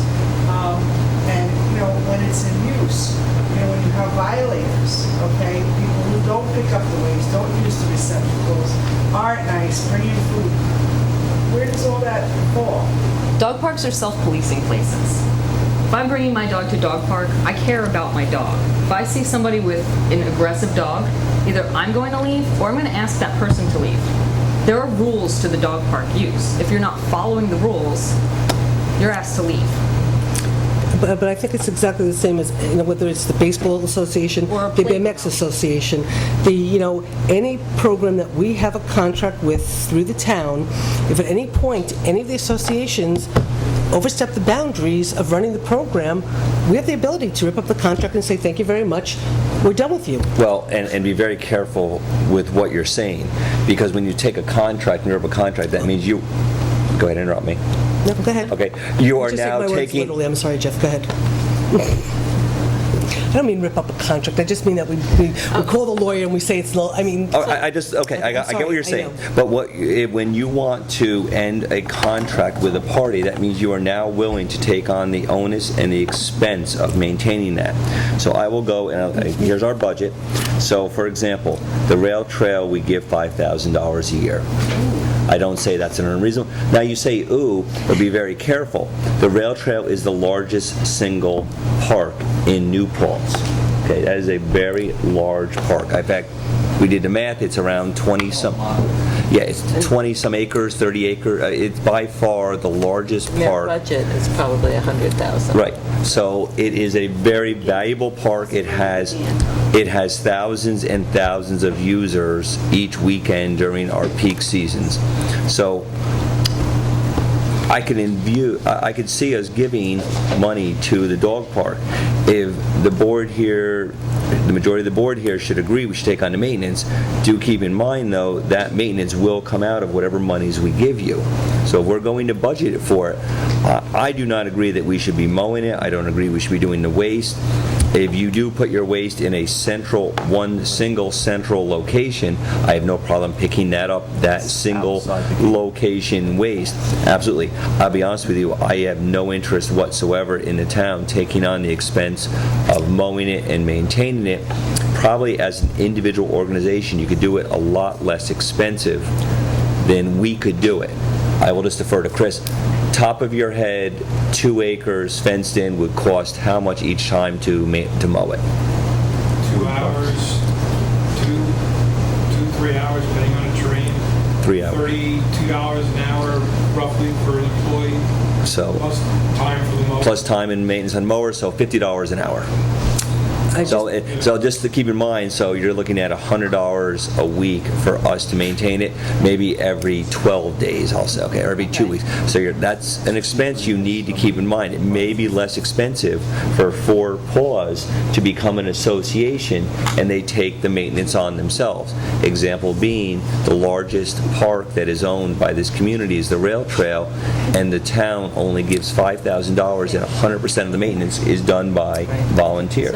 I'll let you talk for a second. I just want to correct. My turn. I just want to correct something Jeff said because he interpreted my words. Okay, I never said that if they end up not holding up their end of the bargain and maintaining it, and then we rip up the contract that we take over the maintenance. No, the dog park's done. It gets ripped up. It's done. It's finished. That's all. I just want to make sure. Regardless, How big is the new dog park in Gardner? Less than a half acre. Less than a half acre. And is that grass? It's grass. It's grass. And nothing else, just a big grassy Correct. area. They have some rocks there. They have some stones in depressions where it would otherwise get wet. I apologize for not having gone out there and looked at the site. I did not realize that you were going to have to alter this in a way to make it more park-like. I assumed whatever natural state it was in was why you had chosen it, and that's why it's going to be a dog park. So I'm not I mean, I'm feeling if there is a half acre of it that might need to be mowed because it's already in a field-like, brush-like growth pattern, that would be okay, but I'm not going to be in favor of cutting down trees. I mean, you're a wildlife person like I am, and you know that the wildlife out there has habitat as well. Well, it's 37 and a half or something like that acres there. We want 2 acres. Well, but when you were on the town board with me, we heard that argument all the time. Yeah, I know We that, just Katie. want this little piece of the open space. So what I'm hoping is that we can find, half an acre seems to be adequate No, for... it's not. It's Well, not. whatever is already field, I mean, maybe we need to look at the lines of this thing then. But I'm not going to allocate funding to clear cut a park. We're not asking You're not asking, we're not... We have to do all of that. We can't. Have you, I mean, what size are these trees? Well, and I'm sorry, because Chris and I have been out there, and just so you know, Kitty, this is very raw, wild land with So this young is like trees. second growth? It's cedar trees that go from 1s, 2s, 3s, maybe 4s. It's cedars, it's old farmland that has grown for, Chris, maybe 40 years, maybe. 3% of it has old growth, large trees. Okay, so we would preserve that. Yes. definitely. There's some beautiful old You'll let trees, Chris- yes. Loggers to come in to clear the site for free or take it, for chips.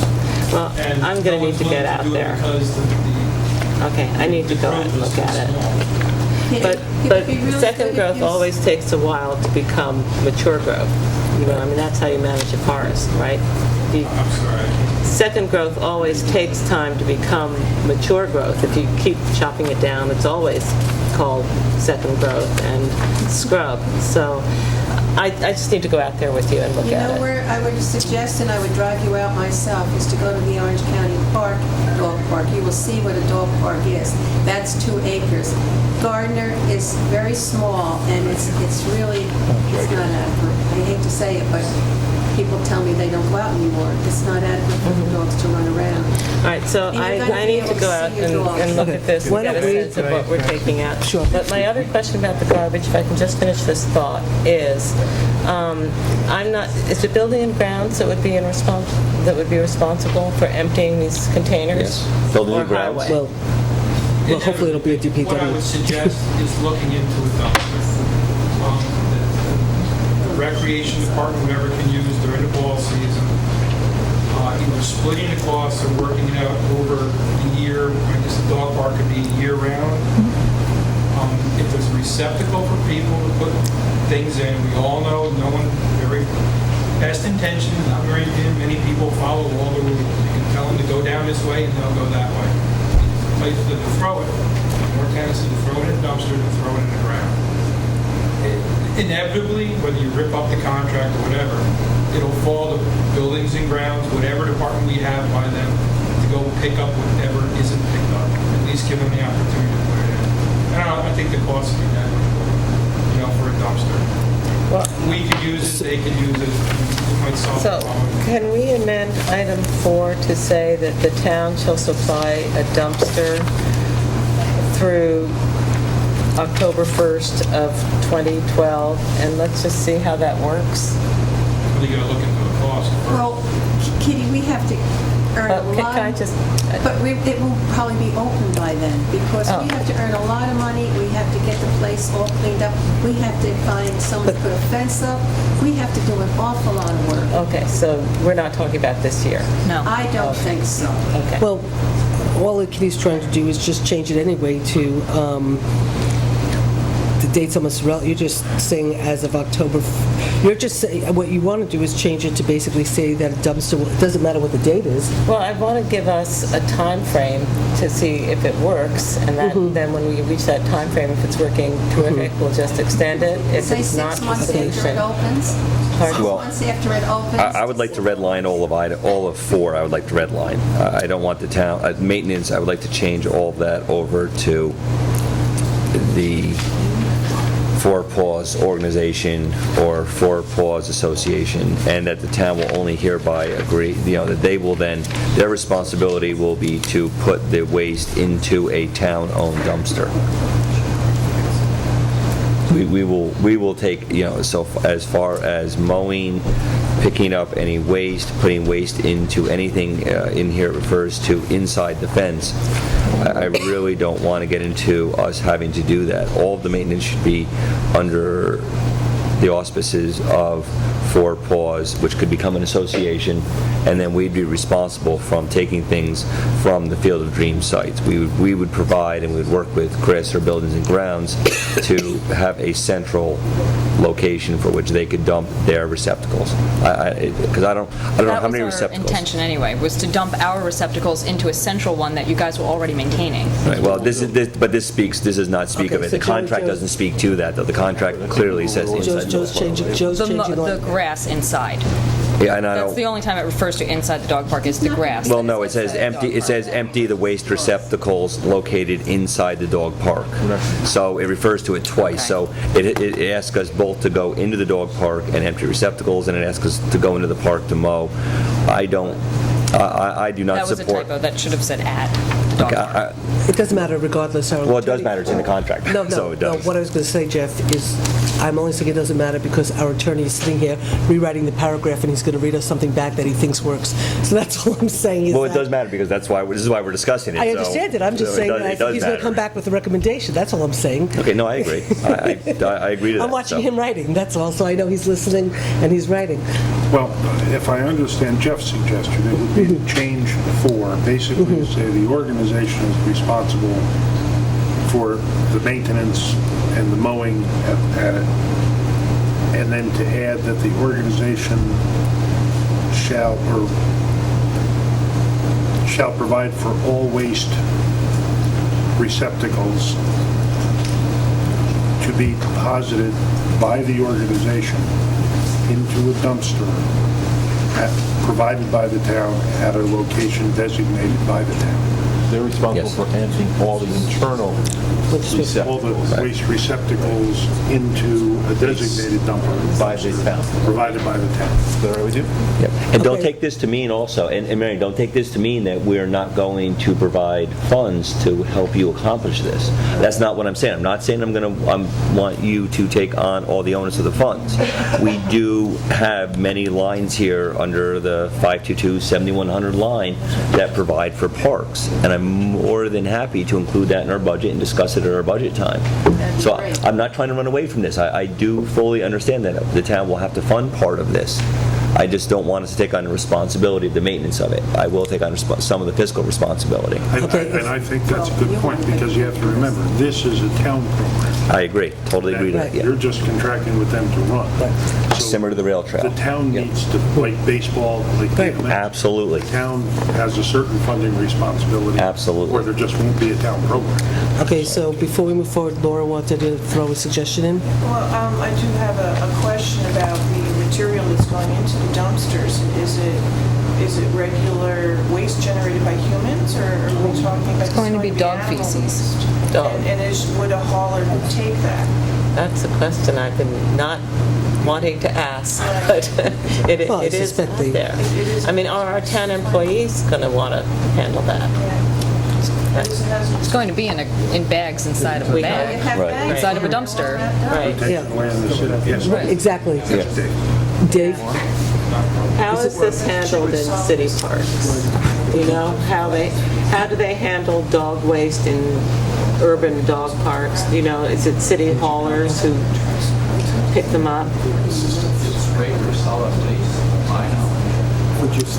It's right, regular solid waste, to Dave's knowledge.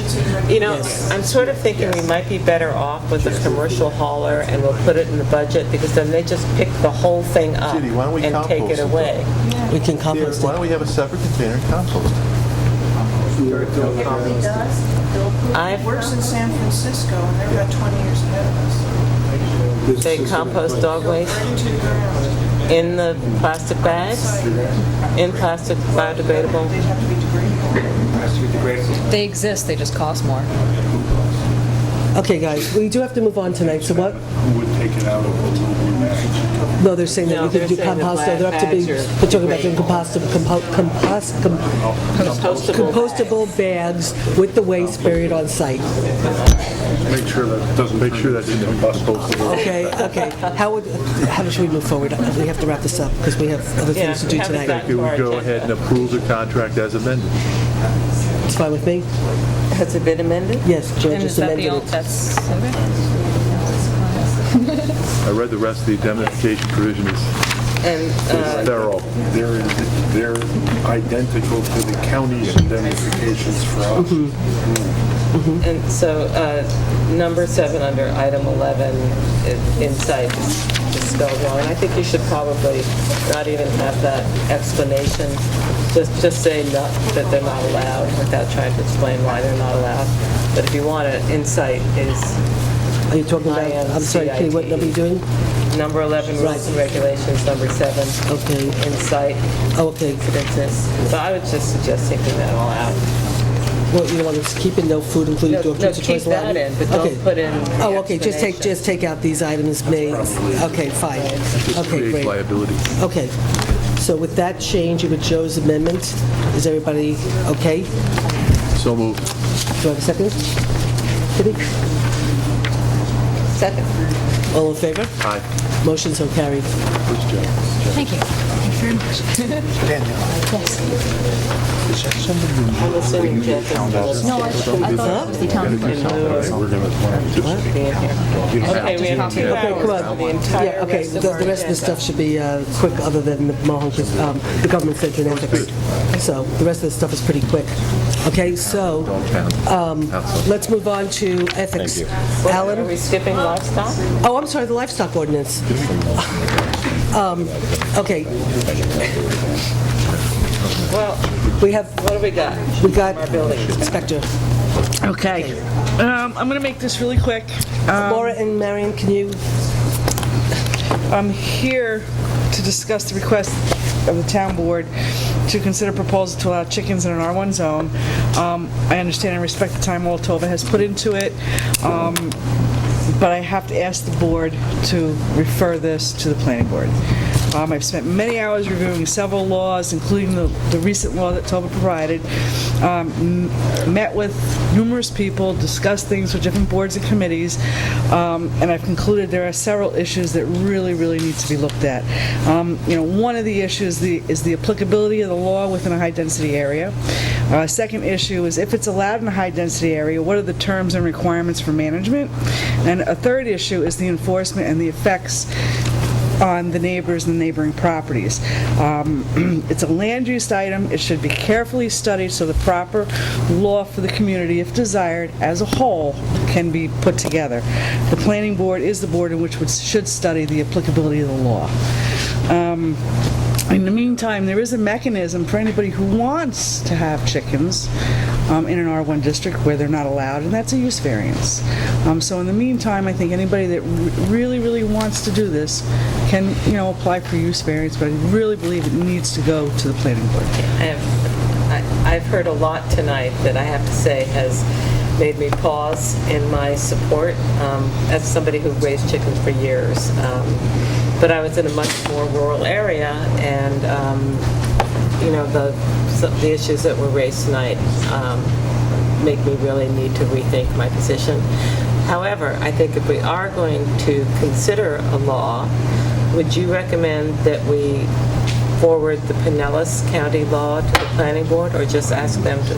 The thing I liked about Pinellas County is it was only hens, it limited the number, it just seemed to narrow the scope of what we're being asked to consider, rather than starting from scratch, chicken scratch. Well, I think that, any law that is derived for backyard chickens would be a good reference and a good starting place for the planning board. But I think, would I recommend the Pinellas law? I have a lot of issues with that law.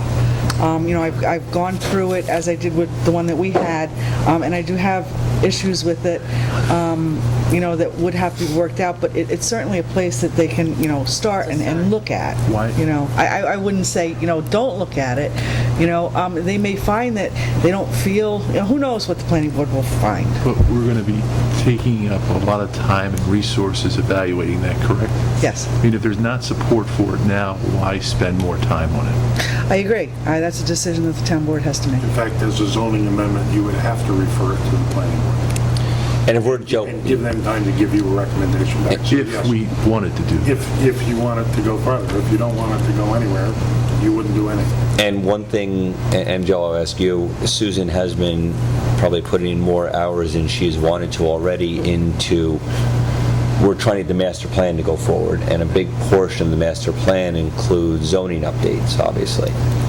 Would this be something that might be better off to be included in a discussion as part of updating zoning and all of that? I mean, I know this is a discussion that's been on since I've been on the board, and I think Susan's gotten more done on it in the last few months than we've gotten done in quite a while on it, and moving forward on updating this master plan and getting it to the zoning. We just had a joint meeting again this week? Monday. Been a busy week. Monday, we had a joint meeting with the planning board, and part of one of the discussions was the master plan and getting them starting to work on it. So would this be something that might be better off addressed under the whole umbrella of master plan? Probably not a bad idea. I mean, sometimes you've got some local laws that need immediate attention.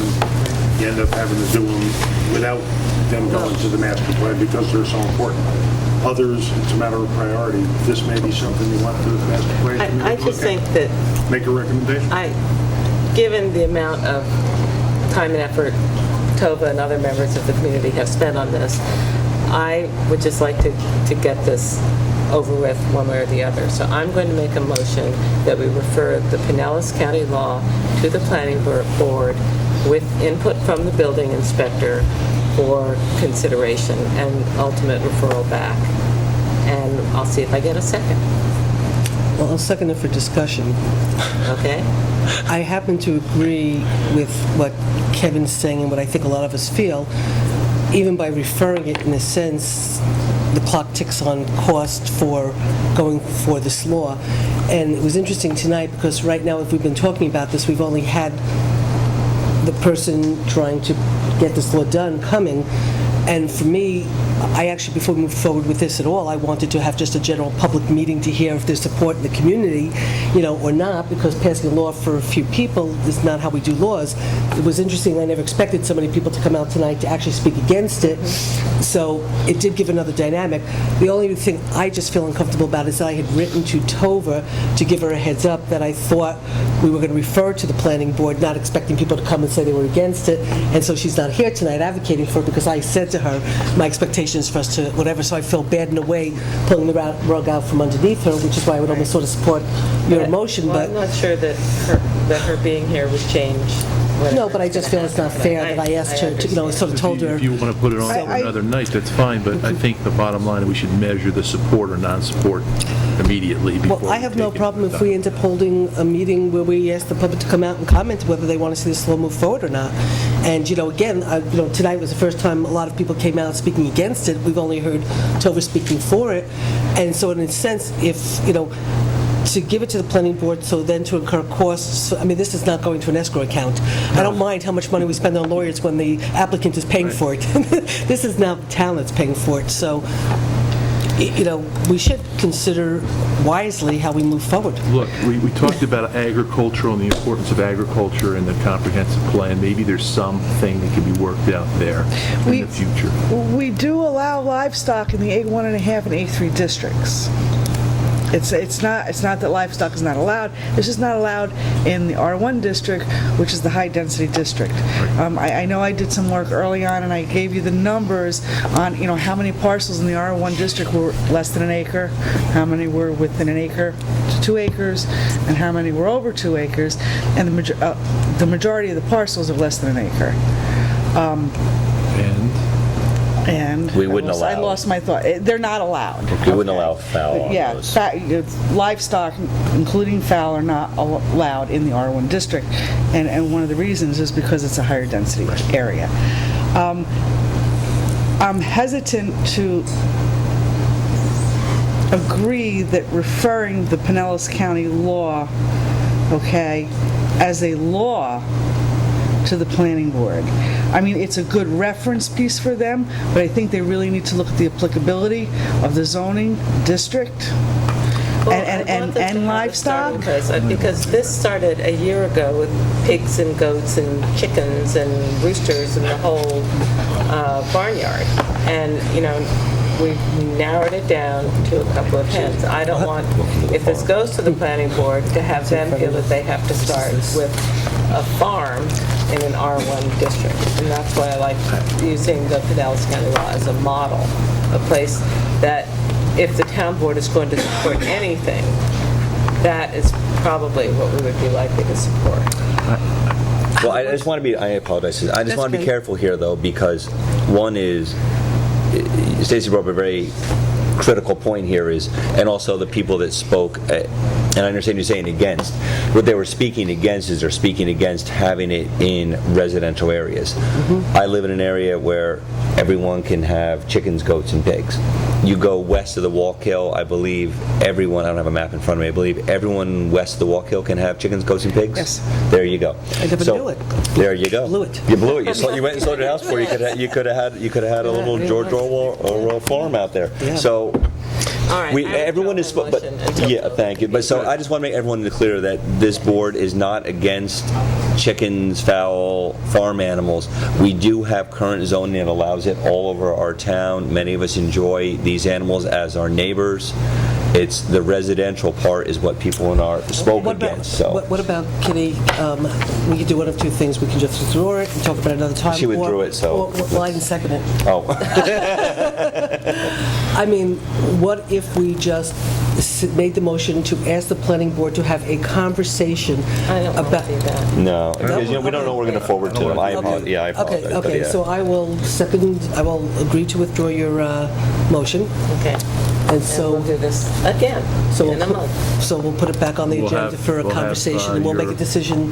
The proponent have an opportunity to come out one last time. Okay. Well, I think what I would like to do, if this is okay with the board, let's have a public, before one of our meetings, let's schedule a public information meeting where the public can come and speak to us about whether or not they want chickens. We did that with wetlands, let's do it with Yeah, I agree. chickens. Okay, That's so a is great that idea, okay? Susan. So then we Yeah. will withdraw that, and what we'll do is we'll put on the agenda, we'll start a half hour early, we'll have a public information meeting on the chickens and get...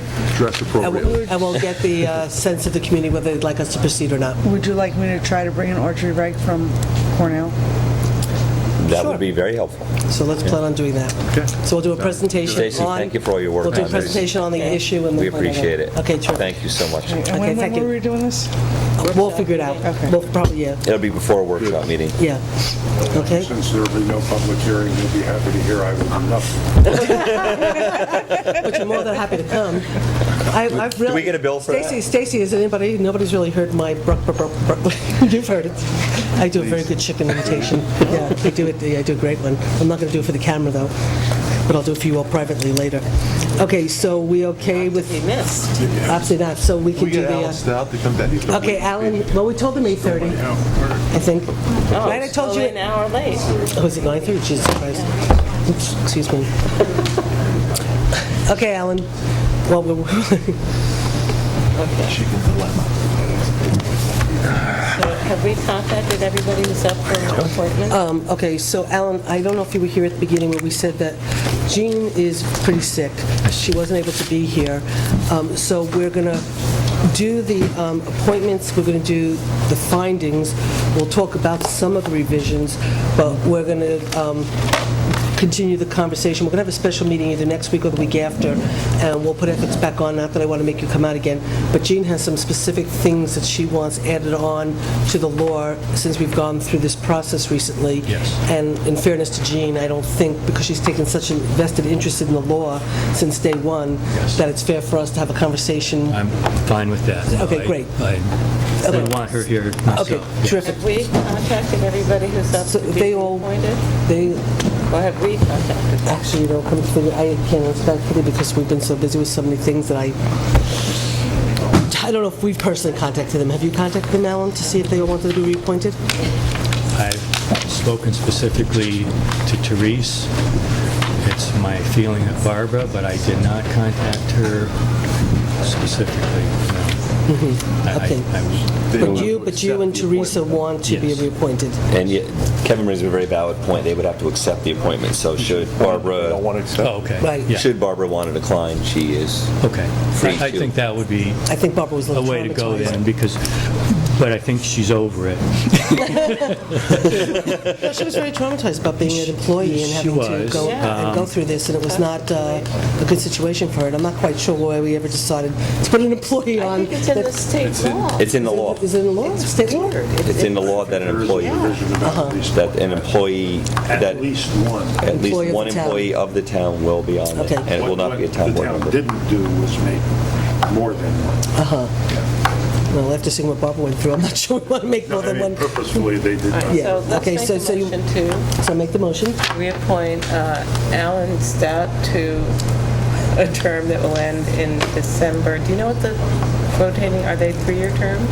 They're 5-year terms. Okay. So when did I expire, actually? You expired in 09. Okay. So your term would expire in You expired in 09, December and it's now 12, and nobody's even taken action to... 2014. I'll second it. I went through a period when I wasn't sure I was... Therese Savon. Okay, that's okay, it's still- Whose term would expire in December of 2015. Second.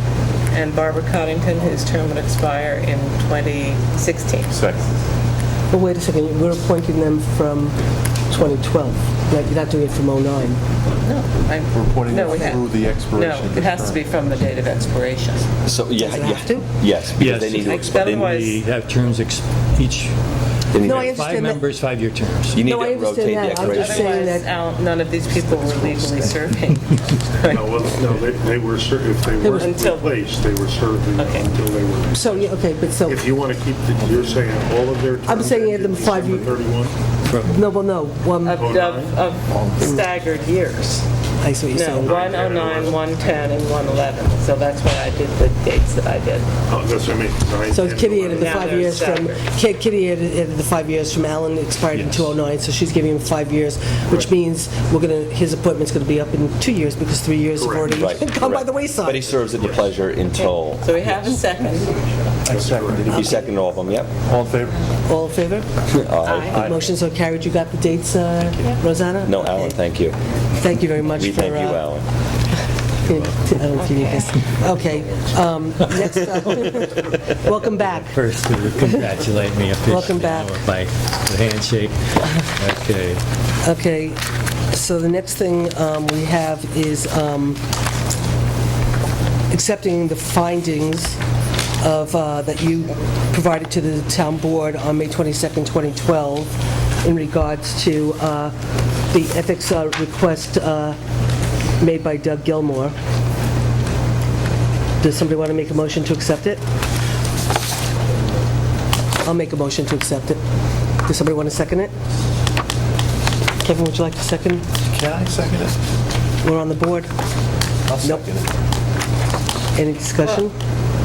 Here's what's uncomfortable about this. This is really uncomfortable. But I understood from Joe that this decision was to go to the town board.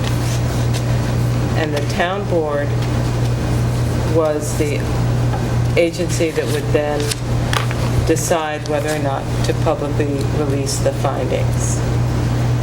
And I read about the findings in a newspaper article because your interpretation of what Joe said was that because you were the individual affected by the findings, you had the right to make them public.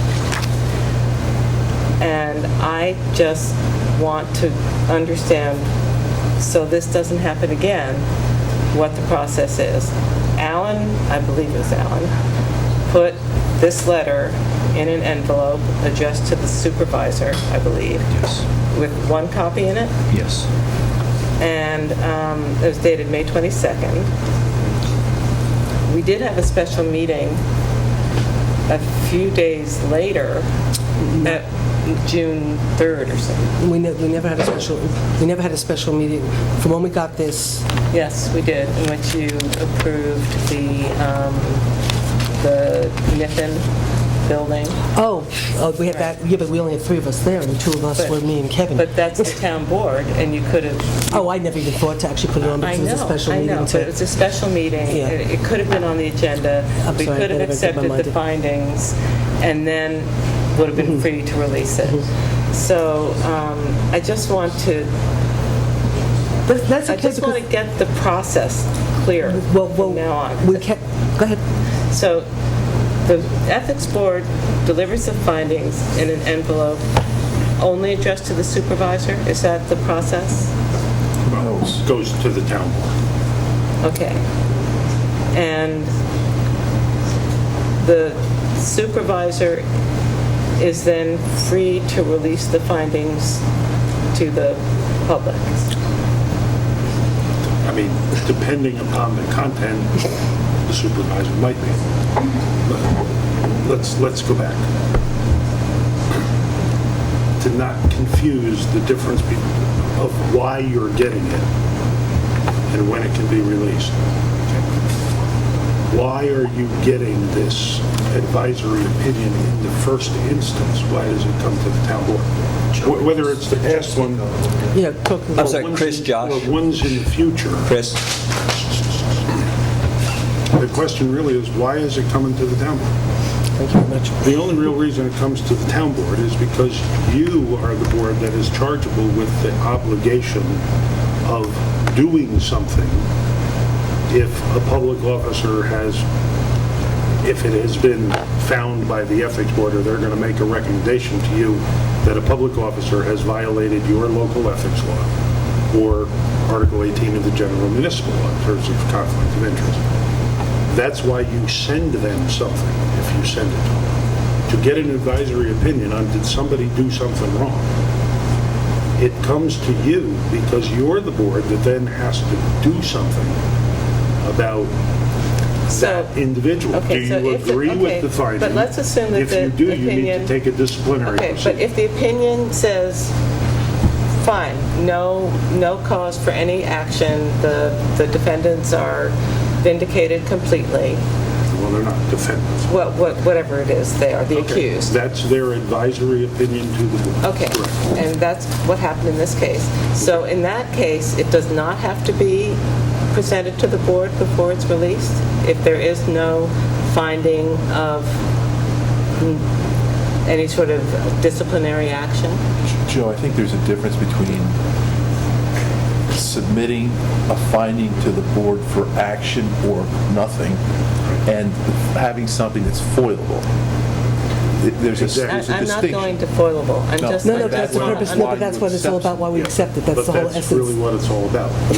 The issue is really when can must somebody in the public be entitled to get it is a different question than what do you do with it when you get it. I'm not there yet. I'm just saying, what if this opinion had been about somebody who didn't open the envelope, some other town employee, and it said this person violated our ethics law. But the person who opened the envelope said, here's a decision, and I think it needs to be made public before the town board sees it. Which happened That could happen. That could happen. No, it didn't happen. That could happen. When did it happen? It happened during the Kim Wishnick thing, but go ahead. No, it did not No, it did happen. not. Okay, we'll talk about that, but keep going. No, Susan, you can't keep muttering. No, I have an article here with basically... But do you have the decision?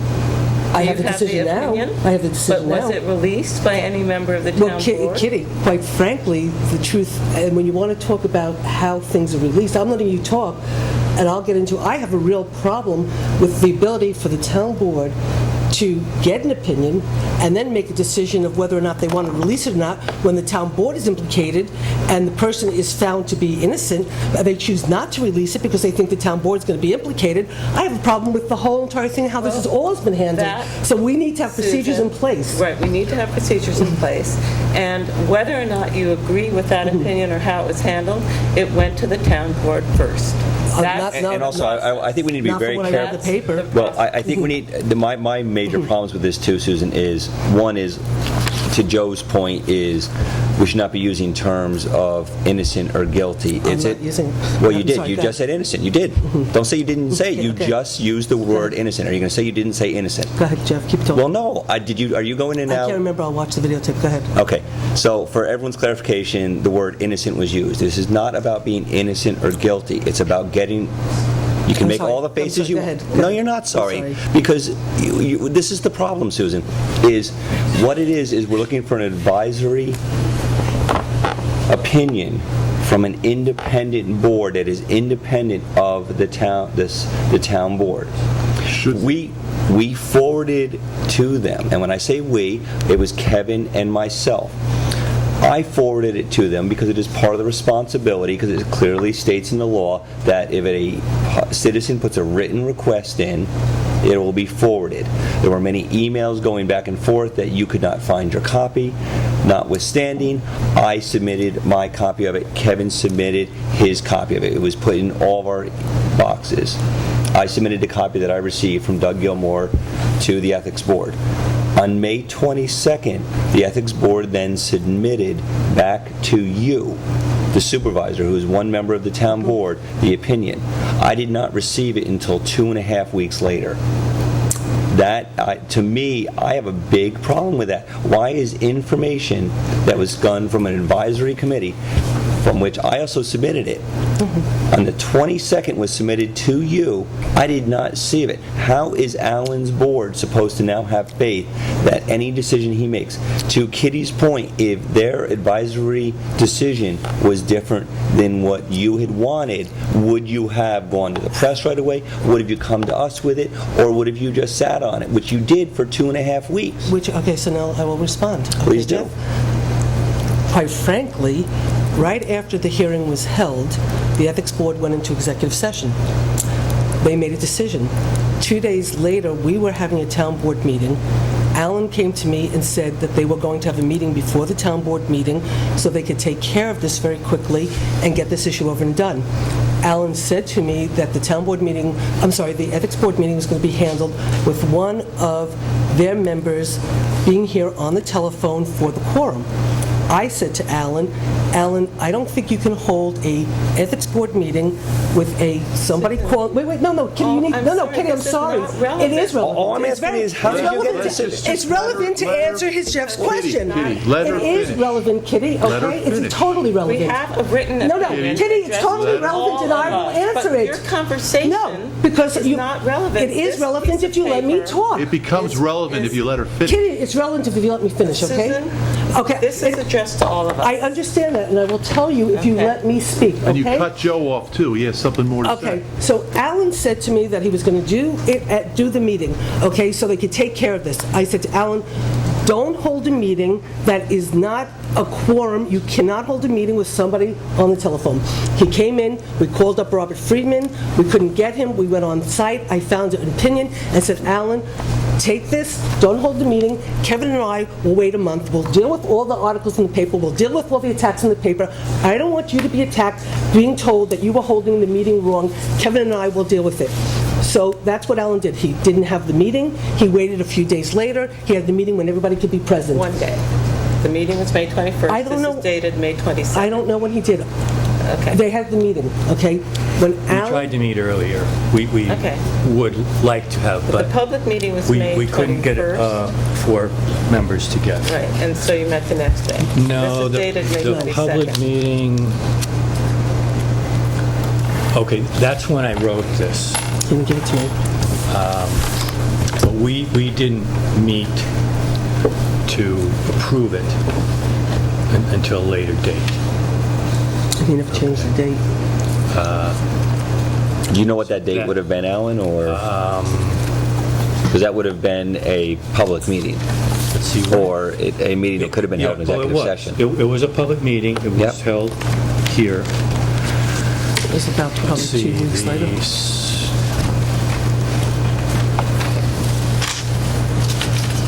Probably the Thursday. So this was not delivered on May 22nd to Susan's office? It wasn't delivered on the date that's on here. Well, I asked Alan, I mean, was this delivered to Susan's office on May 22nd? I believe it was not. Because the big meeting was the 21st, right? Yep. That 22nd is the date I wrote this, not... The hearing meeting was May 10th. That's the ethics hearing itself. The ethics hearing. And Okay. and Alan tried, Yeah. Yes. Yeah. It was May 10th. Your board went into executive session. That was the main, okay. Right. So at some Okay. point, this... We met on, the hearing was on Monday or Tuesday. On Thursday, Alan tried to meet with his committee and tried to have the meeting, and I told him not to do it because he didn't have a quorum and that Kevin and I would deal with it. Then he had his ethics meeting sometime later. Whenever they had it, they adopted the finding. At a certain point, he delivered it to me. We weren't scheduled for a meeting for another couple of weeks. I called Joe and said, what should I do with this? Should I release it now? Should I hold on to it till we can, until we can have our meeting? Joe suggested I hold on to it so this way it doesn't get out, it doesn't get to the papers, and that basically we could deal with it as a board.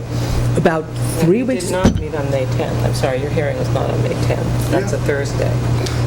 It's right on the May calendar. 10th. May 10th. A Thursday? Yeah, the ethics meeting. The hearing. That ethics The hearing meeting was on where the the testimony 21st. was taken was on the 10th. It was on a Monday. It was on the 10th.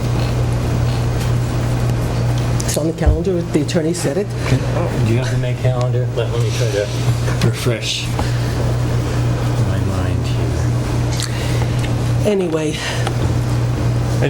Anyway, so then after, it was about 3 weeks later, he had already given the opinion to me. It was about 3 weeks later. It was actually the day we closed on my house.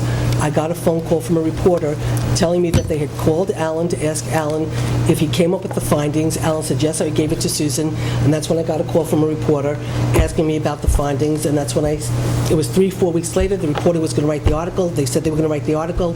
So that's when I decided that I would talk to the reporter because I was asked. And because of Joe saying at a town board meeting that when Ken Wishnick, who was a person who had an ethics hearing against him, the report was given to the town board, that at that moment in time, Ken had every right to that report because he was one of the people the report was about.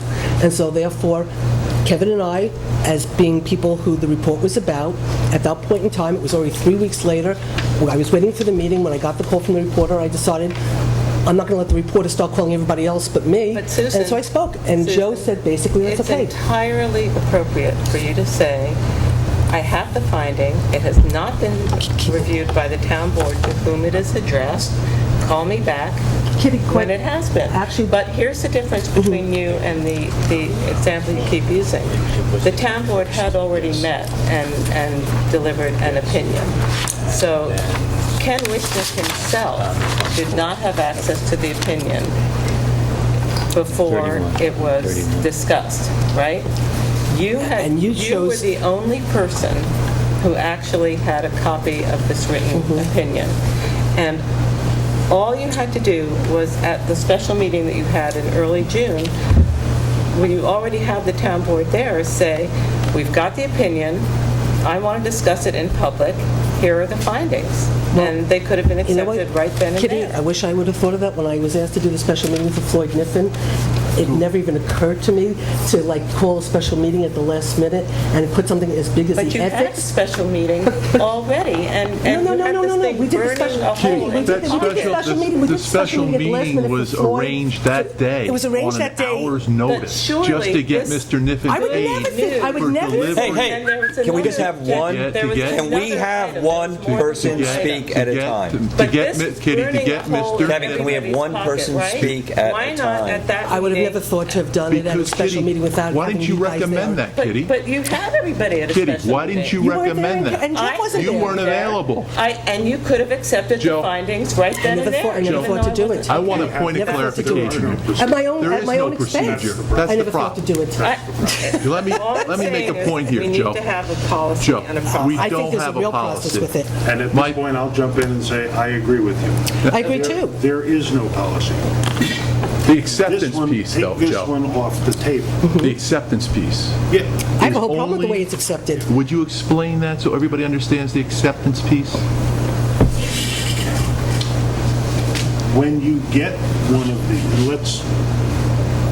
I think will be easier if you don't talk about the most recent. Talk about anyone that comes down, whatever that advisory opinion is. What It should might be the on some other general public official, procedure be? whoever it might be. Because that's going to happen. They're going to get a referral to the ethics board about somebody, and there's going to be some opinion. What I was getting at is the reason you get an opinion is because you may need to do something. You may need to discipline that employee. You may need to discipline the public official. You may have to do something. Okay. That's why I guess you ask for an advisory opinion unless everything is so clear that you know what you're going to do and discipline the employee. Sometimes you don't need it. Let me add one thing. We are giving you a recommendation that is not final or binding. They can also alter it, right? You can do anything. You're just getting an advisory opinion. Which is problematic. You need to do something. If you decide that maybe something ought to happen, this person should be disciplined, you're going to then do something. You're going to file formal charges, you're going to contact the labor attorney, you're going to bring the person into the office. You're going to do something if you agree with the findings of the ethics board. They say, we think this person violated such and such a provision of the ethics law. If you look at it and say the proof seems pretty clear, it looks like they did, we are going to undertake disciplinary proceedings against him or her. Okay. You might look at that advisory opinion and say, thank you very much for your advisory opinion, we think you're wrong. And we're not going to bring disciplinary charges. Or anything in between. I mean, you might say, yep, we think that you're absolutely right that they didn't violate it, and so we agree and we're not going to do something. The bottom line is, you have the responsibility to do something. Now, when you say do something, or do nothing. That's part one. Well, do something includes doing nothing, though. Well, that's right. Do nothing is one of the things, because now you go to the next issue. Usually in these, the public knows there's been an inquiry. They want to know what's the answer. Okay. And this isn't me talking, this is Bob Freeman, at least, from Freedom of Information Law. Now you get into when can the public get a copy of their advisory opinion. Generally, if the advisory opinion of the ethics board says that the public officer did something wrong, that opinion is available to the public underfoot. You may not have done anything yet. You are going to disagree with it. Maybe you're not going to discipline the employee. Maybe you think they're completely wrong. But it's available under FOIA. Because it's a finding by a town body that says we think they did something wrong, and as public officials and public officers, people are held to a higher standard, and the public has the right to know that's what the ethics board said. Okay. Because later they may have a right to ask you, how come you didn't go along with the ethics board, or why did you go along with the ethics board? So that's available. A lot of times, maybe the ethics board, when it gives the opinion, may find that they did not do anything wrong. That may be withheld for several reasons. Maybe because it violates somebody's, it's an invasion of their personal privacy, because it's a finding, that they they didn't do something wrong, but yet the whole issue is going to be in that opinion and the rest of it, you may withhold. You may withhold it because it's an intra-agency thing, but you're not obligated to withhold it. I mean, under FOIL, everything is presumably available to the public. It may be withheld, doesn't mean it must be withheld. So, I'm still not sure about step one. now, if you get it and you review it, if you as a board decide we agree with the advisory opinion, we don't think anything wrong was done, when you have adopted the opinion of the ethics board, that becomes your finding. We don't think this person did anything wrong. We agree with the ethics board. Okay. That's now your finding. Your finding is now available under FOIL because it's a determination by the town board. But you found they did nothing wrong. I mean, the question is, can it be released before the town makes their finding? Nothing is confidential in government. Okay. We like to think it is, but it isn't. Your executive sessions are not confidential. You can't be sworn to secrecy. Anybody can walk out of an executive session and say anything they want to, subject to state laws and federal laws that require that you not do that. Somebody's health. You can't talk about somebody's medical record, you know, or you're in trouble. You're committing a crime or an offense. The school district's not supposed to talk about a student's record. Okay. Back here. All of that aside. So the first person to open the envelope is perfectly free to go to the press. Now it's a matter of, should you adopt some policies about what happens when you get an advisory opinion? Probably sounds like it would be a good idea. Well, instead of adopting policies, we just approved some large bills with conversations with you and Susan, so it should be part of our law. I think is a better question. Not part of policy, but should be part of the law. I mean, I think there should be. Or put it in the ethics law. I absolutely believe that there should be. We have procedures about what should the ethics board do. Maybe this points up that you need procedures, whether it's this one or the one before that you were talking about. Maybe some procedures about what the town board ought to do, because so far this hasn't been one, or either one of these has been anything that's required discipline. If you've got an advisory opinion that talks about somebody having done something wrong, then you might better have some policy about what you're going to do with it, because putting that out there about somebody earlier might be a problem. But again, if they say they did something wrong, it's available under FOIL anyway. But you should put some in there. Maybe it's, I haven't thought about it. You're going to get the advisory opinion. There shall be a meeting of the town board called within 72 hours of the receipt of the opinion, and the board's going to do something. I mean, I say it because there may be reasons why you should do something and should do something quickly.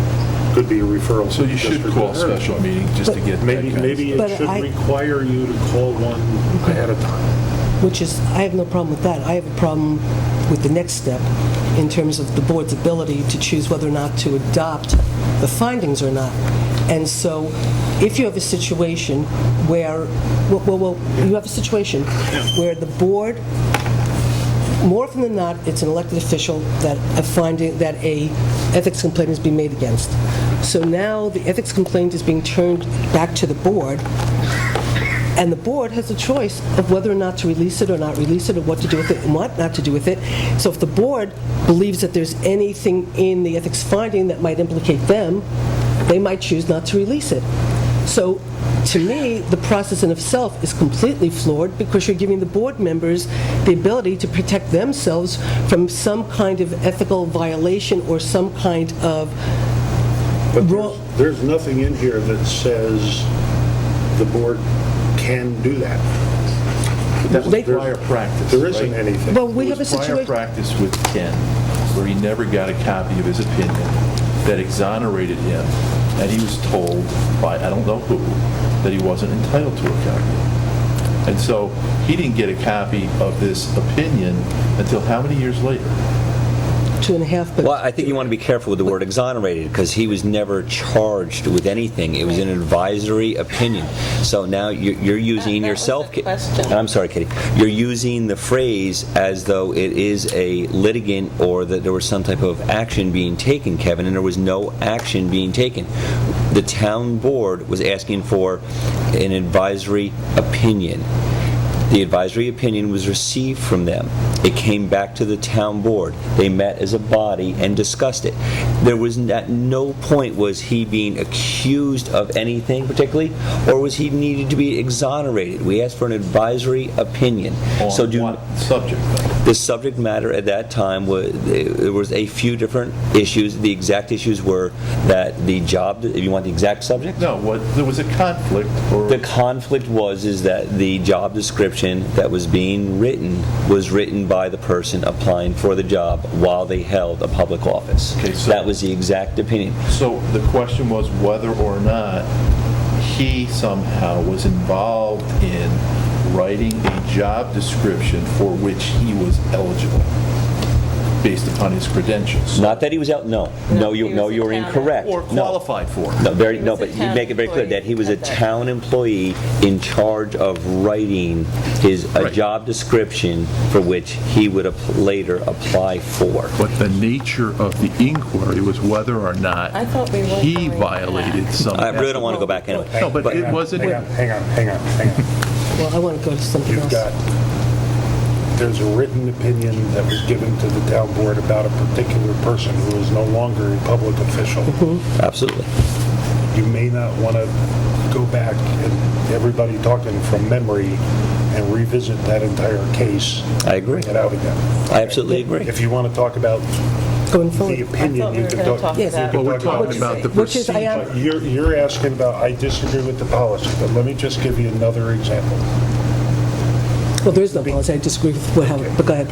Because we tend to get excited about the ones that receive big notoriety, and that's why we don't like releasing the opinion.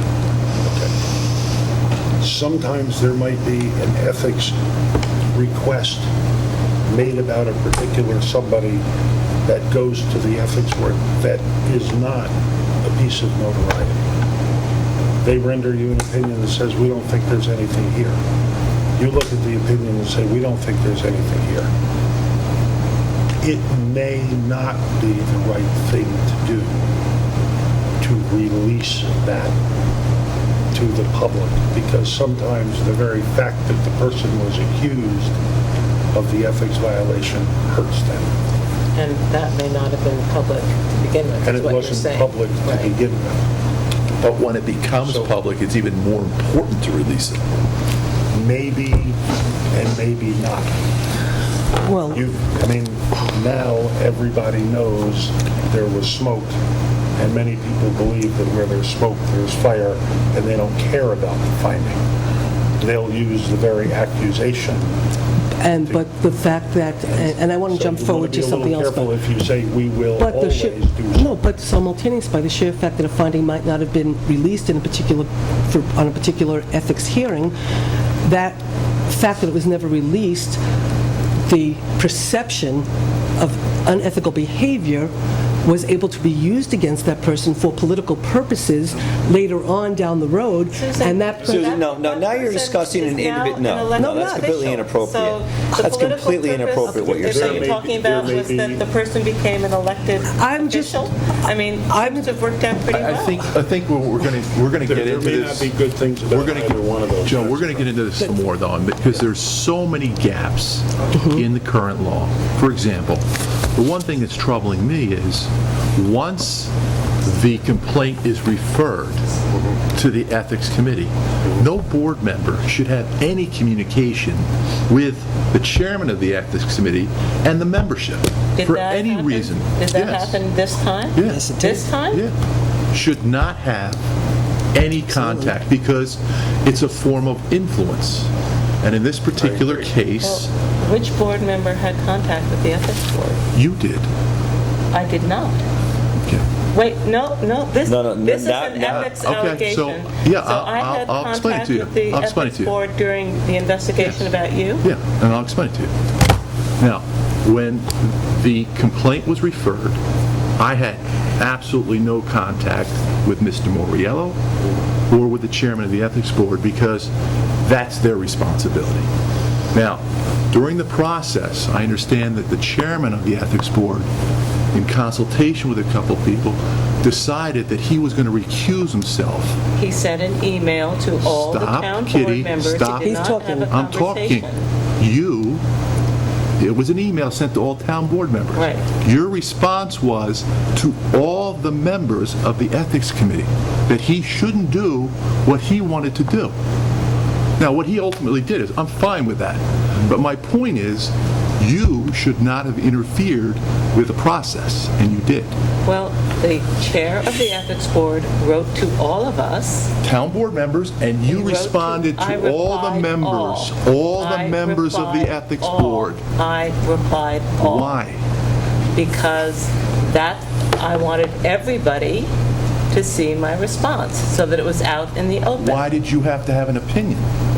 Because I think it's crucial that every member of a volunteer committee in our town understand that we all face exactly what you're doing right now, which is criticism and speculation about our motives, and we have to be able to rely on the integrity of the people who serve. The integrity, Kitty, is when you do not... And also, we should be allowed to finish a sentence once in a while. I'm throwing it back on you. Go ahead. When Alan said, I think I should recuse myself because of past history with you, since we're naming names and pointing fingers. Let's be open. I said everybody in this town has past history with somebody, and that's not a reason to step down. You said something more than that, Kitty. That was my one and only. You said something more, and you were basically saying, I don't understand why a person of your integrity, Mr. Snell, and I agree, he has high integrity. I don't understand why a person of your integrity has to make that decision. And you're sending this out to all the members of the Ethics Committee, and they're responding, yeah, I don't know why Alan's doing this either. Right. You created a controversy that was unnecessary. I did not create a controversy, but if you think I did, I think you should demand an ethics investigation. No, Kitty. The bottom line is we need a good policy, and the policy should include... You're accusing me of a violation. You did do the communication. Either you are accusing me of that, Kitty, I'm not saying that you violated... No, I'm not saying you violated anything. I'm making a statement that our policies have to be better, and those policies should include that no town board member should be involved in trying to influence anything. I would like to read... I don't think that has to be written anywhere, but apparently it does. Okay, let me... What I also find interesting, though, is that... responding? I mean, Alan sent... No, wait a minute. Alan sent an email to every member of the town board after years ago saying he did not want to be lobbied by town board members. And so, we got that message pretty loud and clear. But when he sent an email message to all of us, I answer every email I get from everybody. I just do that. And if you don't want me to respond, don't send me an email. Well, what I would like to add... Well, I just have to add one thing, though, because to the same exact... And Kevin, I find it interesting, because to the same exact email that Kitty responded all to, I also responded all to. But you don't make reference to me. No, I didn't. Well, but I did, though. Do you read your emails? I did. Okay. I made a response. I absolutely did. Kitty. So I find it interesting that you will call Kitty out on it and not me. I believe Jean Gallucci. And I believe also Jean Gallucci did also. So you have 3 town board members. So you don't sit here and say, Kitty, why did you respond? You had the majority of the town board. You had the majority of the town board respond to that email, and all of them were the same. And I can't pull them up right now, and I was just trying to, but we all stated that we felt that Alan, at this juncture, none of us, the town board, that is forwarded, and I responded because I am one of the ones that forwarded You responded after Kitty responded. Yes, I do not, okay, fine. I responded after Kitty did, during. I am sorry I don't check my emails as quick as Kitty. But the point, no, your point is not correct, because we responded that, Alan, you can make the choice, which was the same as Kitty's But response. he already made the choice. You can make no, he did not make the Yes, choice. he did make the choice. His memo to us was he was recusing himself from making a determination, from running the committee. Okay, and then fine. you and Kitty influenced him. And Jean. And whoever Jean should not have done that. And Jean. Kitty, And my Jean, point to and you Jen. is, Jean as did write board on that. members, in Yes, the Jean future, did respond. That's in the an issue. future, you do not interfere with the process. You let the process take care of itself. I don't consider that interference. Okay. I do. No. Well, that's All why of us supported. All of us losing the chair. supported Alan's Everybody high supports standards Alan, of but if he makes a No, we decision, don't know. Everyone does not maybe If he makes support. a decision, you should just let him make his I disagree decision. completely. I Okay. think it was a flawed decision because he was concerned about past relationships with you. But in fact, everybody in this town has a past relationship in some way with an issue or somebody else. And I felt that leaving the Ethics Committee without a chair of Alan's integrity was a mistake. And that's what I had to say. Well, I do not consider that influencing the decision If of the you Ethics had- Committee relative to the investigation they were asked to conduct. If you had sent that to simply the town board members, that might have been okay. But Alan you sent it chose, to me. No, listen to me. He sent it to town board members. You sent your And members of the reply Ethics Committee. to all the members of his committee. I sent it to everybody he sent it to. Okay, I'd like to move forward just from the That's perspective. his This is, Right. and this is part of the problem where I'm talking about procedures and policy. And I'm just going to read, this was from a former ethics finding. That was part of the findings. A final note, involvement of town council members in the deliberation of the ethics board. The ethics board requests that the town council's members refrain from attempts that could be construed as lobbying to influence our deliberations and opinions. It is extremely important that the ethics board make its decisions independently. If the ethics board feels that more information is necessary, it will proceed on its own to gather information and/or interview relevant parties. The ethics board maintains that all discussions which should take place in the process of reaching consensus recommendations must remain among its members with final opinions to be forwarded to the town board. Ethics board decisions relate to delicate issues which should not be the purview of the press or the public. A guarantee of privacy is required to provide a safe, responsible arena for town members to come forth and present questions regarding town ethics. So are you reading that because you did bring it forth to the press and the public? No, I'm reading it, no, But Kitty. they're just saying Put the that they're context requesting that you not do that. Kitty, what I'm reading So that's forward... not the part of that No, that Kitty, you what think I'm is reading important. forward, no, what I'm reading is the fact that I believe we need to have some kind of policies in place that affect, once an opinion is forwarded to the ethics board, and how that gets done. There are things that Jean wants to talk about in terms of whether or not the opinion goes from us to them, or from... You're talking about the or- complaint or the opinion? the complaint, I'm sorry. Jumping ahead, okay, to the law itself, Jean feels, and I don't want to debate this tonight, we'll debate it, whatever, but Jean feels, and I agree with her wholeheartedly, when an ethics complaint comes to the town board or to a town employee, that it should actually go to the attorney first before it even gets delivered to the ethics board for the attorney to vet the legitimacy of the complaint, so we don't find ourselves spending thousands of dollars on things that could be outside of the purview of a true ethics complaint because there's other agendas. And so therefore, how we handle the process from beginning to end, I think has to be very clearly spelled out.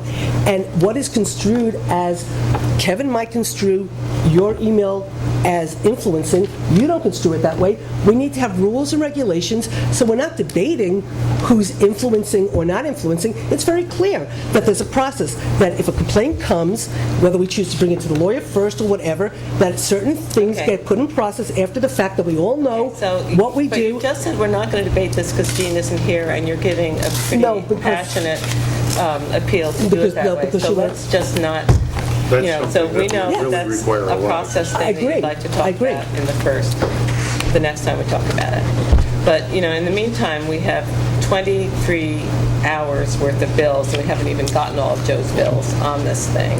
And so what I'm hoping is that in your many discussions with Joe that are all in here, and your discussions with Joe that are all in here, Jean's discussion, Carol Connolly's discussions, that we have, that you've already done some of this, so that we're not paying Joe to sit at this table. I mean, we have 23 hours worth of billing on this ethics law and on the ethics board. And a lot of it is on research, advisory opinions, what to do with a FOIL, what names can be released in a FOIL. And I just want that research to be part of whatever the new policy or law that we devise is, so that we aren't paying to do this all over again.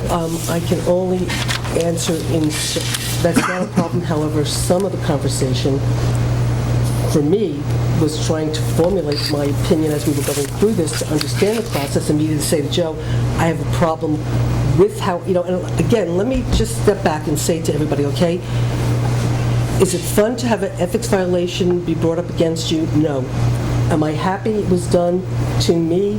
Yes, okay? Because I think it's a lot easier for you to understand the process and try to figure out how to protect people in the future going forward if you're one of the people going through it. Mm-hmm. Okay, so a lot of it was with Joe trying to understand, I don't know the proper term, but sort of saying to Joe, okay, I need to take myself out of it, but I need to ask you this question so I could understand moving forward with how we revise the ethics law to ensure that what I felt might have been the failings of the ethics law, and again, I helped to create it, so it's very hard for me 15 years later to realize that what I attempted to do with the board 15 years ago to not allow this to be used as a witch hunt, from my perspective, okay, that 15 years later, I believe everything I tried to do with the ethics law came back and actually was used against me.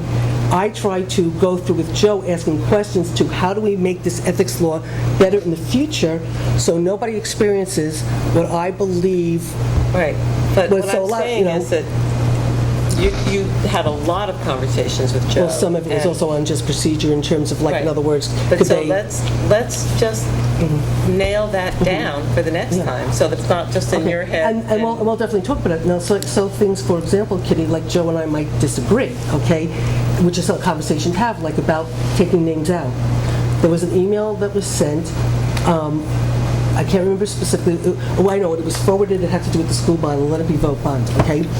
And when Steve Greenfield foiled every document that went between myself and Maria or Kevin, okay, one of the documents was something from a school board member that was forwarded to a massive list of people. So I collected everything to put together into the foiled documentation to give to Rosanna, to give to Steve Greenfield. When I showed the stuff to Joe, Joe said you need to black out everybody's name that's on the email. Okay? How many people? Oh my God, there was like 45, 50 people. Oh, better than that. 75, 100, okay. I actually said to Joe, well, maybe by not blacking out these people's names, people will be more careful when they send out emails, understanding that their emails could be foiled and used against them, and maybe there's a process that we need to start putting in place so people start taking responsibility for what they do.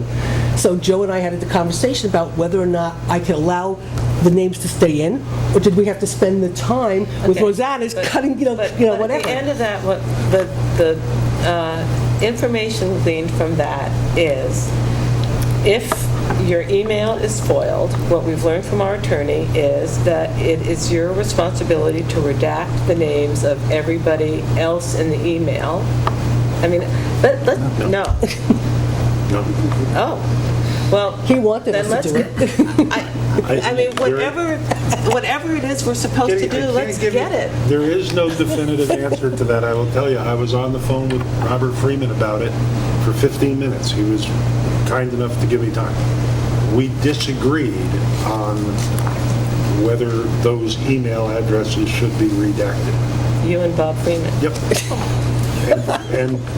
And we did, and I opted for the decision that I made rather than his.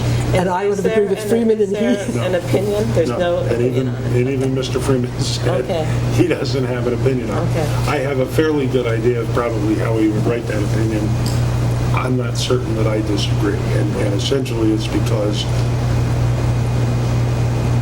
I envisioned a complaint by someone on that list that their name and their email address given up in a FOIL document violated their personal privacy.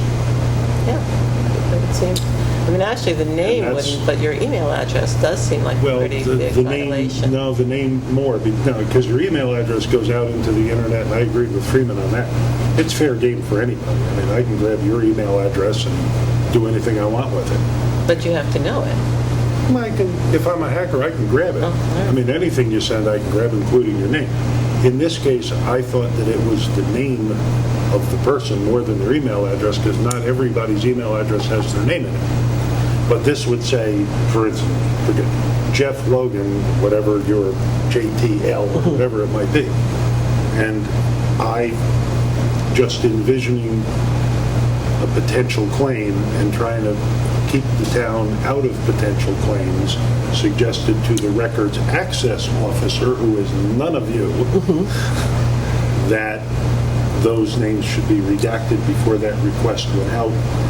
And she spent some time doing it, but she did it, and the requester was satisfied with it. Frankly, I think the requester had to be satisfied with it because he got the original email, and he would have known who all those people were. But So it didn't do any harm. but from my perspective, because of the requester asking for this public information, I didn't want to redact anything because I didn't want it to be thrown back that you're taking things out that you don't want me to see, you're taking this out, you're taking that out, you're not giving me all the information. So my attitude was, you know what? This email came to me, this stuff is being foiled, give them everything and don't touch anything because, so Okay, that's but where so- we had that okay, debate. so that- But I was prepared for that Okay. question. I mean, there's a million things Right. here to So there learn are from a this, lot but of my things that question is, where sometimes there's not an answer. doesn't a FOIL request go to the clerk?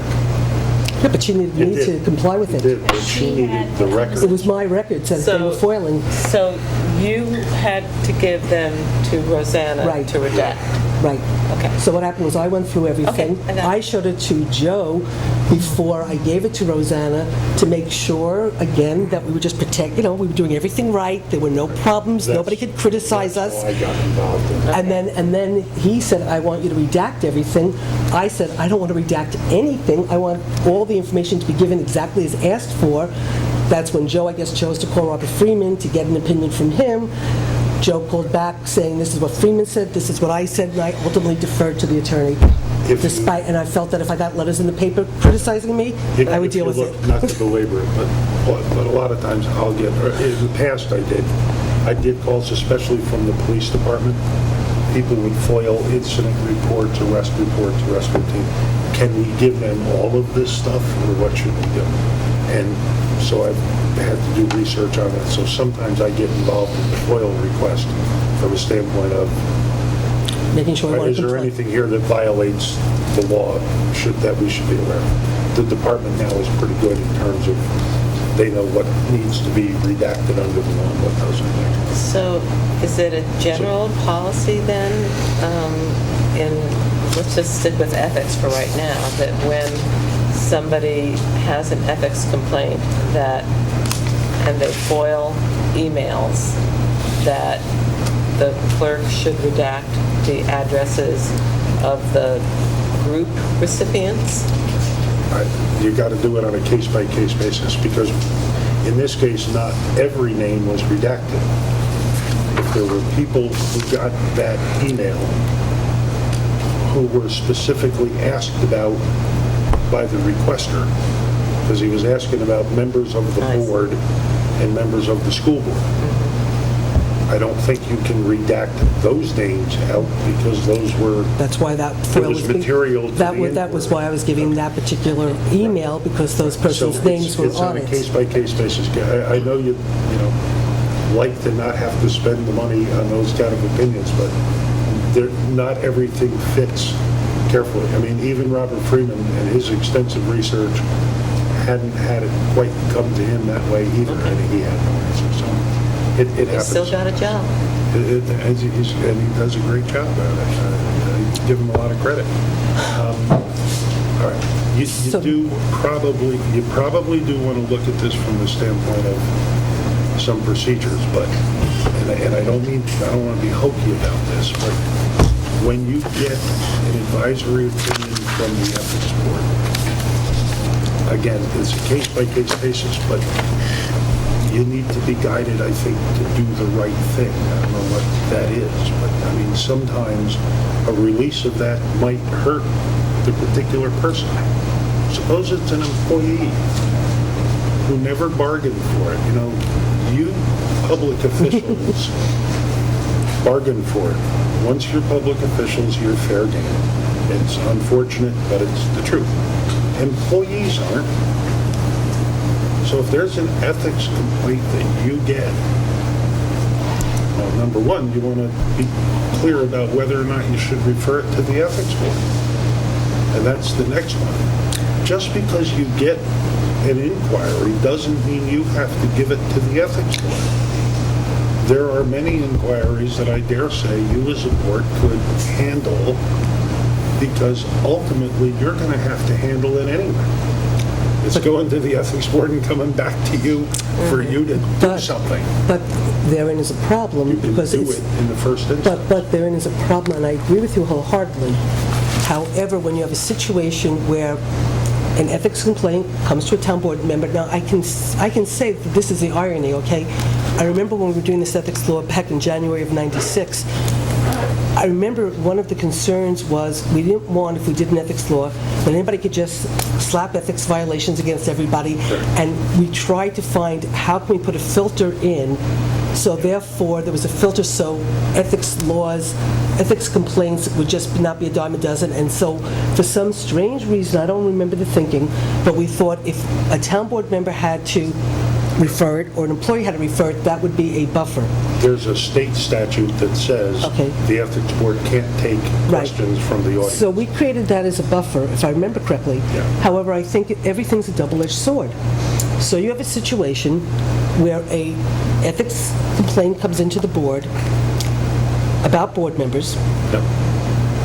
All the board members might think, may or may not, but just let's pretend that everybody thinks that the ethics complaint had no merit.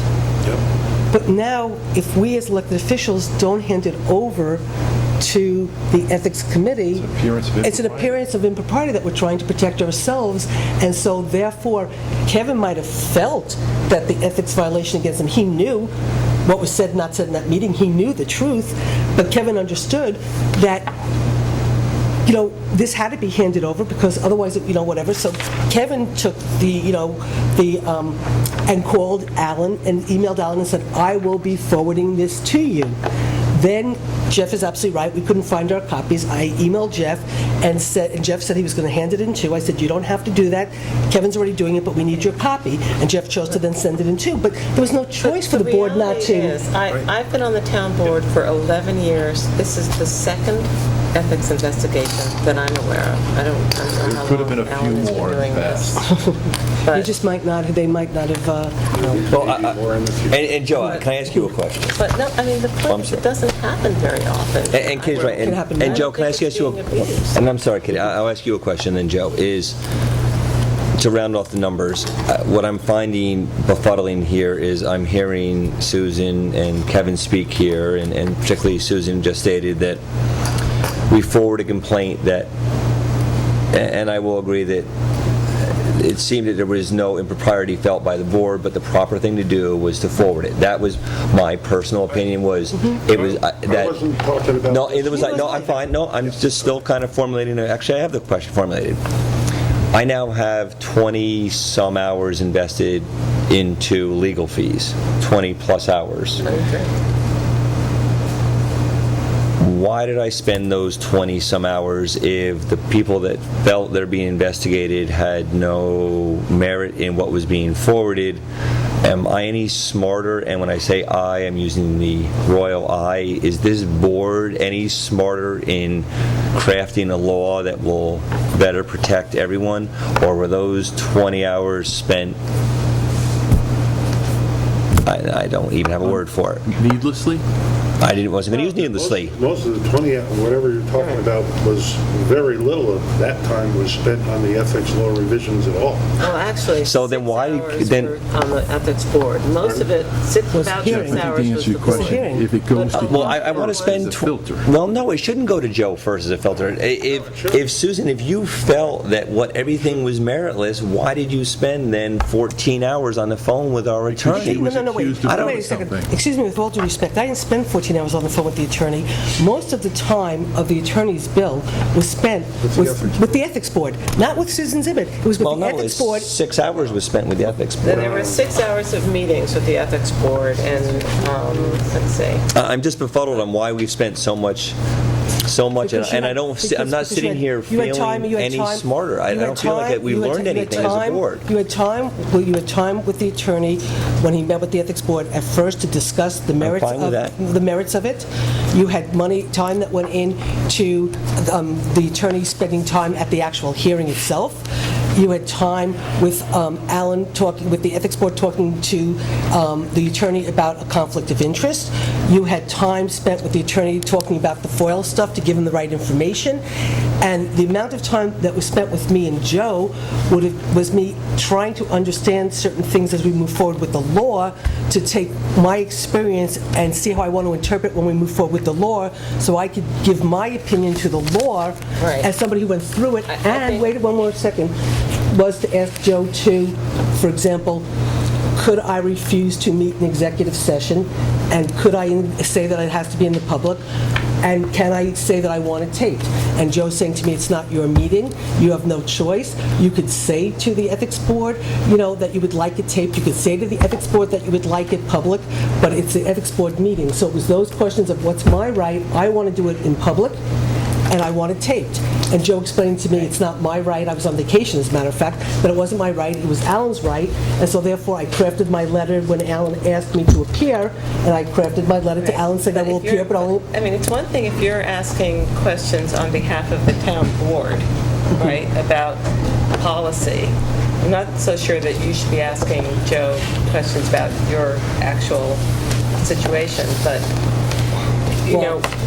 because I don't know. I hadn't thought about that, but I'm not sure that Joe should be giving advice to everybody, but maybe he should. But the reality is, a tremendous amount of this billing is about the law, and I just don't want. No, it's not, Kitty. Yes, look at it. Ask Joe. That's what it says. No, it wasn't. Well, I'm sorry, but that's what it says. No, it doesn't. Revisions.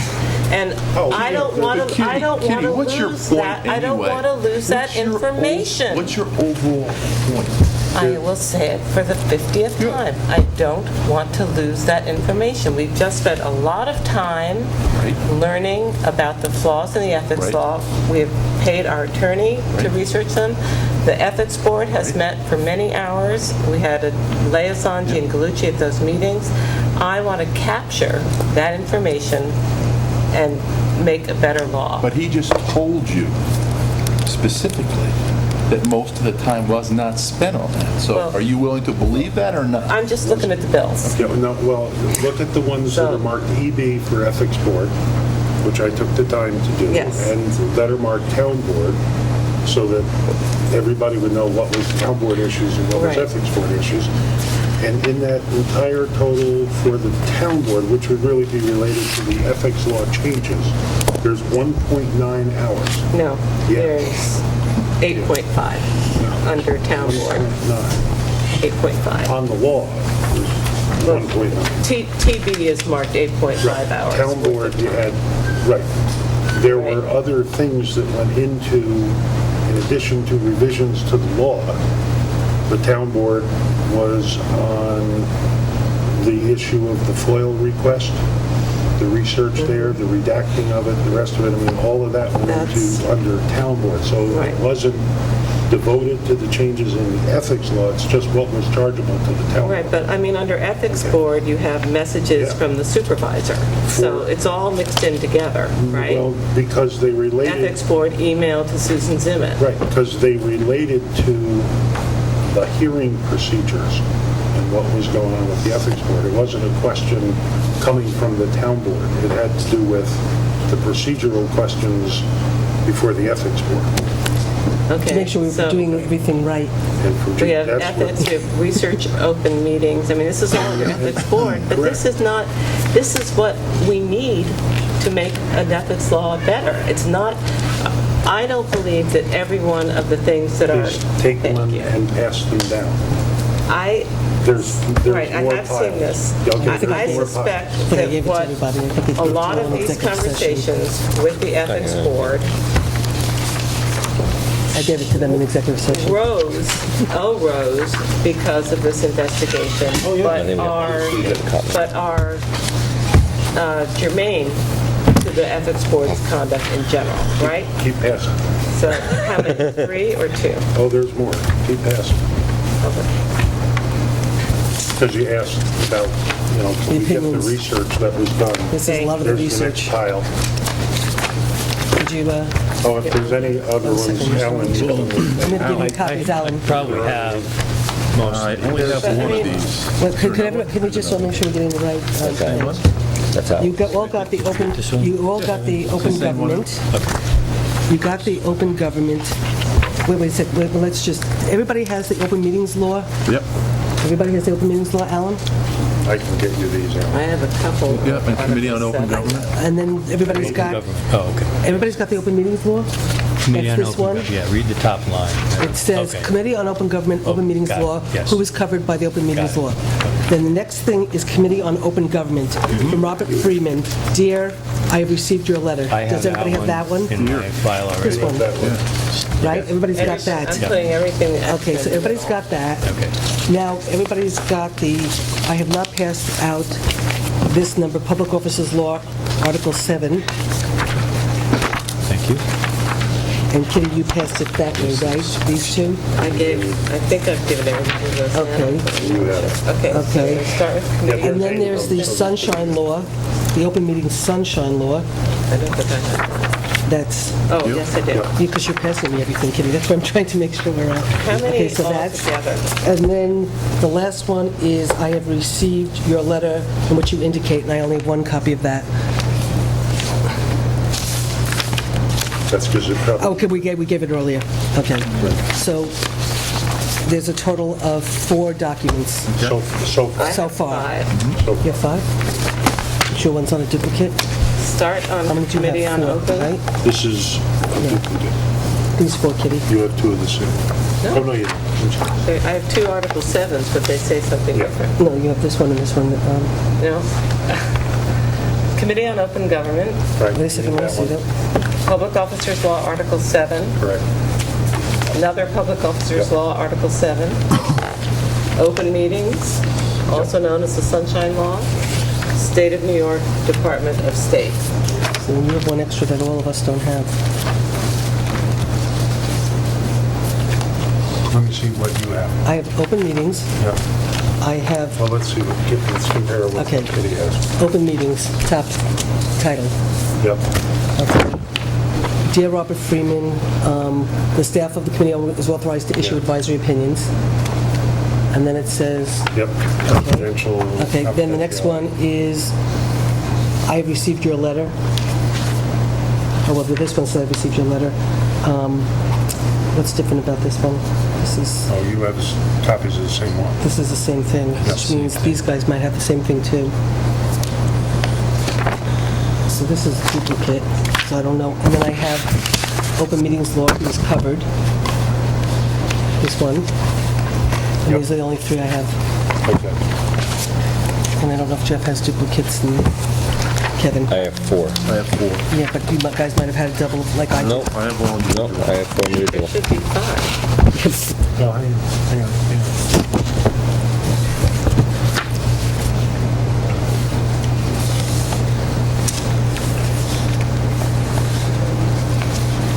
There's this one. I can always get, you got all of this. I believe I do. Okay. I just didn't These, bring them all. she has hers. Just pass, take one and pass it. Do you have this, Alan? So we're back to having 4, Okay. right? Take Not 5? one of these and There were pass it. 2. Okay, okay. Right, you gave us this. Seen this before. Right, some of these you've seen before. But there were two Because I gave them, because I gave them to them, when you gave them to me, I gave them to them when we were in executive session tonight. There were two different ones of. So you pass that down. We got that one. I want to just keep them all So separate we there. need, Yep. so we need to read all this stuff and see how we want to incorporate some of this stuff into our ethics law. Well, no, not necessarily. These aren't recommendations. This is basically the research that was done that accounts for those hours of the ethics board. Okay. This is most of it, not all of it. There were some case law cases. There were opinions of the comptroller, which I didn't take copies of, but I think Kitty and Jeff, to answer your question, if it helps any, Kitty's comment before, since you've been here, there's been 2 of these inquiries. That's really one of the reasons. And I don't want to speak for Alan and his board, but they haven't been through one of these that had this kind of public input, this kind of volatility, and this kind of issues. So I think they probably relied more heavily for some legal advice than the simple question that it got. I think that's Absolutely, true. yes. And it's not just Alan. I mean, the members of the board also needed some direction too, because it's not something they go through every week, nor do they want to. So was a fair amount of time spent this time with this particular board? Yes. If there's another one, they probably won't need as much time. Exactly. But a lot of it was spent right from issues concerning your thought about recusal, and I had discussions with the chair about that,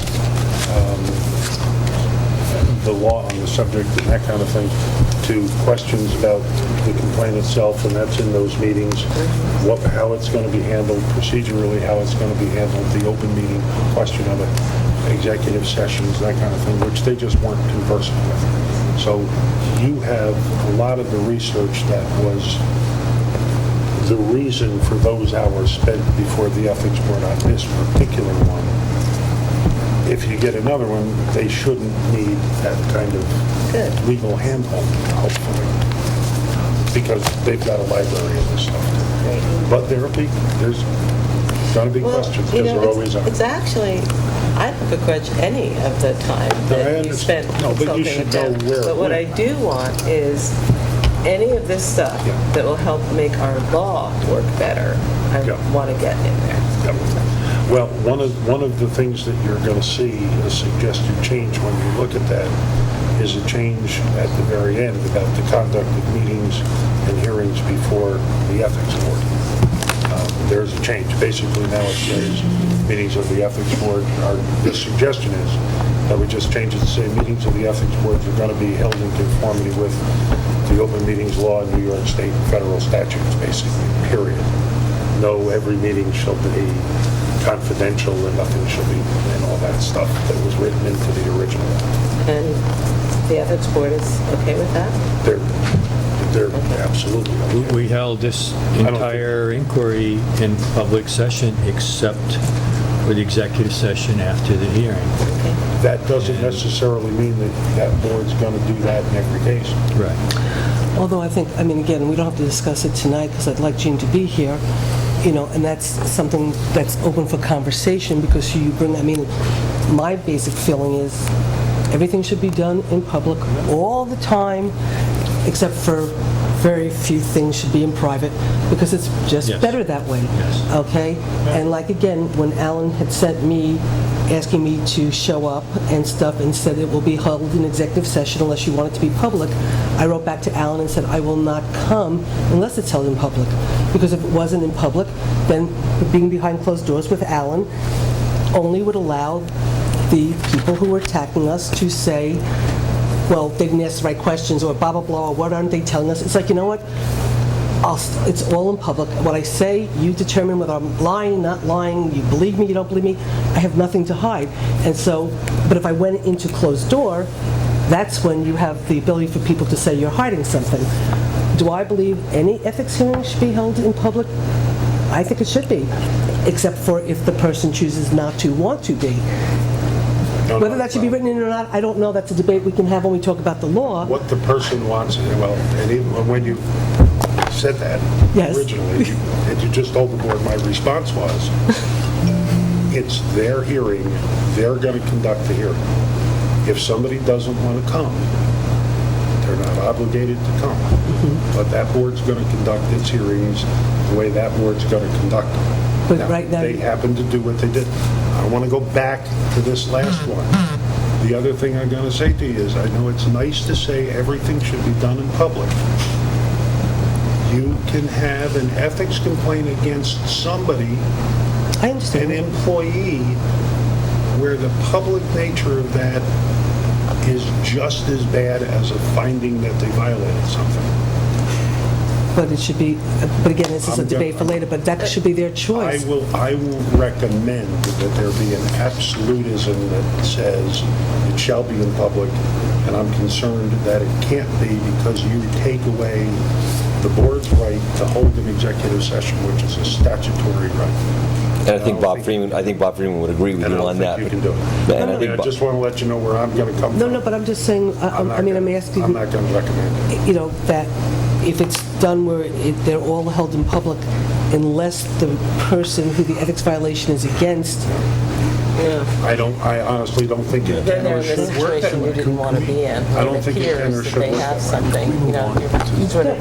I'm saying that, that you didn't want to be in the position of having the appearance of having something to hide. We don't want to put the person who's the subject of an allegation having to have that. So let's see what Joe comes up with that. All right. Just leave So it Joe, as- I guess I guess after you handing all this out, I do feel as though actually we have invested some and gone forward, and I'm sorry any members of this board had to go through an inquiry that we decided as a board to forward to the ethics committee. I don't fully agree that one has to go through an ethics committee review to empathize or understand it any better. That would be analogous to saying that having a sitting president has to have fought in a war to understand war, because it's not true at all. I mean, I think I have a very good understanding here completely of the ethics and of conduct and doing things in public, so I think we are all better prepared. And Joe, I thank you for providing these, and I think we are better prepared to go forward, and I appreciate what you've done, along with Alan, and a volunteer board that has put a lot of time in this. This was a tough one for them. Yeah, and I think anyone, to Kitty's Not one that they point. welcome. As you go through some of this research, there are a couple of good ones there on open meetings, executive sessions, opinion of Freeman about confidentiality. I'd like you to read, Jean and I disagree on some of that confidentiality thing, but she's not here. The open meetings thing and the executive session thing, I would recommend that this board look at carefully, because it's a pretty good primer on when can you do it and what do you have to say. And there was a recent case where it's got to be pretty particular now about when you go into executive session, even more so than it was before. So thank you, Jeff. Thank you Could I make a comment? well, we have a You motion certainly on the may, table, of but go course. ahead. And I don't care, I You've could kill only us if been they do here or for don't, 2 but... hours. Let Alan speak. When this was all over and done with, and our opinion was written, and we voted unanimously to adopt that opinion and forward it, our board felt that the system actually worked pretty well. We would ask that you not be too hasty in wanting to make major revisions to the law based on this single episode. That's how we feel about it. And it is true, these don't come up all that often. Who's to say if it'll happen again, next month? But history is that only every couple, 3 years. So again, I think you should take some perspective in wanting to overly fine-tune this law. I think a generic structure is better than trying to, decide based on what happened this time, the same thing's going to happen next time, and so we have to make a correction for this, we have to make a correction for that, and it'll probably be completely different next time. So some of that effort could be wasted. And yes, a lot of money was expended, but in 2011, I don't think any money was expended on ethics issues. So it will balance over a period of time, and although it was a big chunk, I was comparing it to, we had to put a big expense into upgrading our septic system.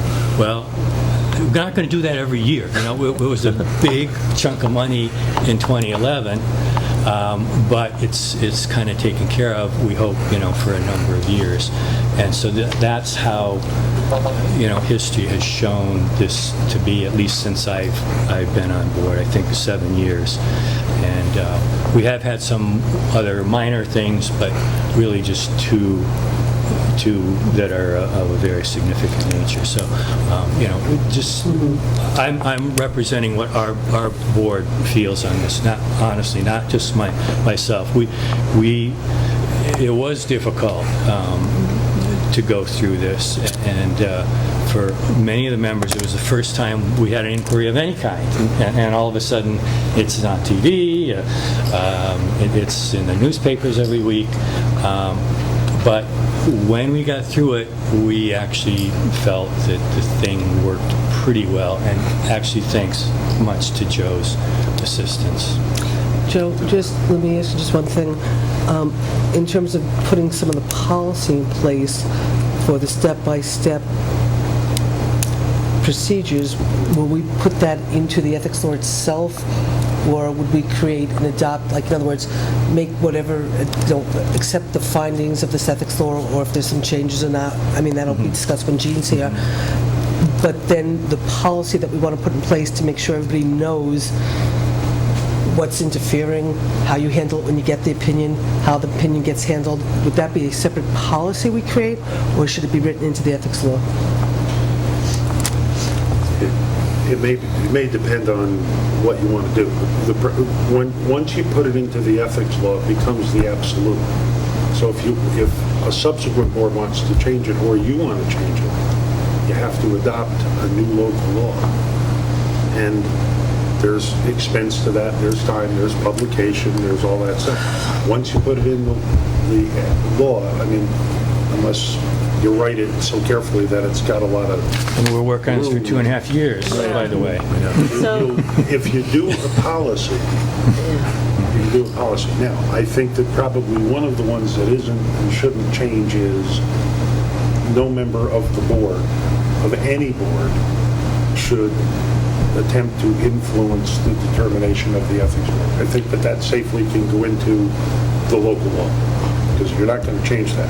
But how you define interference is open for interpretation. And so it should be very clearly... I think what Joe just said, It shouldn't be. I think was pretty clear. If you want to avoid what happened at this meeting, don't talk to them, the ethics board. Don't email them. Don't talk to them. Stay away from it. Leave it alone. Well, I accept some culpability in that. It can only go badly for you. I didn't even think that was technically part of the inquiry, but it was, now that Kevin's brought it up. And I apologize for putting you in that position. But that's okay, and it's all right. Don't feel guilty. It's okay. You did nothing wrong at all in the slightest. That was the last communication we had until... You did nothing wrong at all in the slightest. The point, you did what you had to do. You were, it was pointed out. You made a determination. You sent your determination out. People responded.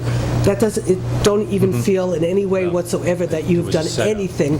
The only thing I'm just trying to say is, what do we have to do to assure that this doesn't happen again? So here's the question. Are we at the point where with this law, with the revisions we've already got, where we have to have a public hearing? Well, we have to first accept it. We haven't done it. I don't think we're there yet. Have we revised it just at this point? Has been a significant enough change that we would have to hold a public hearing. Well, what this experience has taught us is to look at this now in the context of what we just went through so that he can finally finish it. I think this is going to be kind of the catalyst for getting this done now.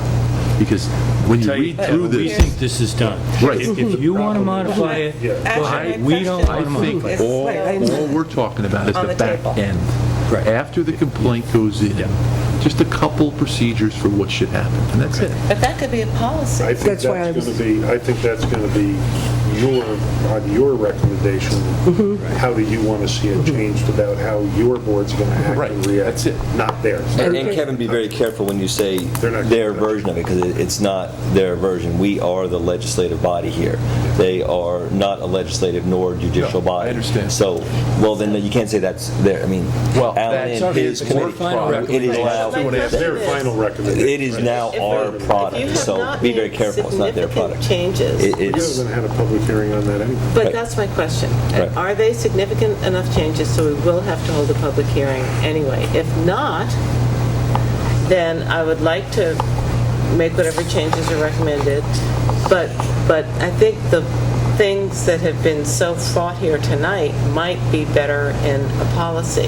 And we have a lot of policies that govern some pretty, like how we do vouchers and how, it's not a law, but we have a policy and a procedure about how we do those things. And so I do worry that we could work on this law forever when what we really need to do is get some policies in place. Actually, funny enough, we thought we were going to solve it at the first meeting, and then Gene brought up the New York State law. We're going to meet with Gene. We're going to meet with Alan again. I have a couple recommendations I want to talk to you about. Sure. But we can finalize this with a meeting with Gene. Yeah. Yeah. So, Before you... Well, we do have a motion on the table. I could care less An what happens hour with and it, a but we do have a motion to accept the findings. There's a first and a second. Choose what you want to do with it. all in favor? aye. Aye. Aye. Bye. Motion so carried. Thank you, Alan. Alan, thank you for all your hard work and the Going committee's out of hard adjourn, we work. have some other stuff to do. But my apologies to Kitty, that the night that everybody testified and the rest of it was the 21st, I'm sorry, not the 10th.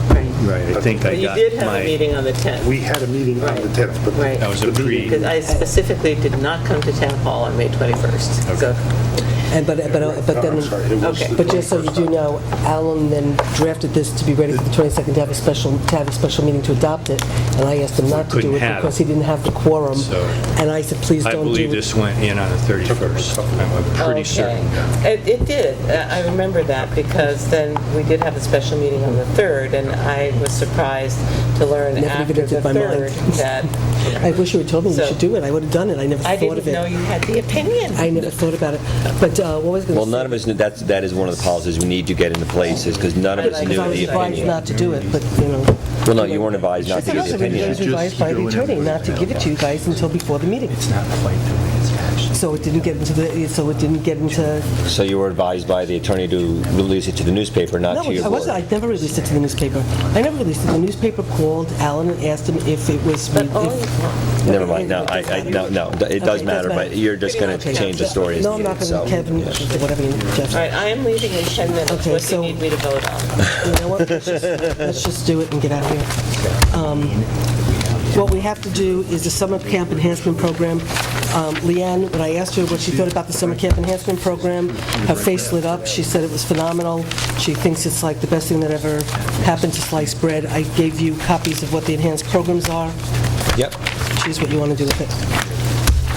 Does somebody like to make a motion to... Well, one thing, I also spoke to Leanne, because you had asked me to speak to Leanne, so I did, is also, she said... Thank you, Alan. Go ahead. I'm sorry. Okay, so She has do you know sent... yet when I'll be back? I'm going to check with the board to see when we could do a special meeting, and then we're going to keep very few on it, on the agenda, so and you won't have to come really late. I'm gone from the 16th to 26th. It'll be before then. We have to do it before then. Thanks, Alan, so much. Go ahead. Good night. I got him. Yeah, I think so. Yeah. And thank you for all that. Okay, can we...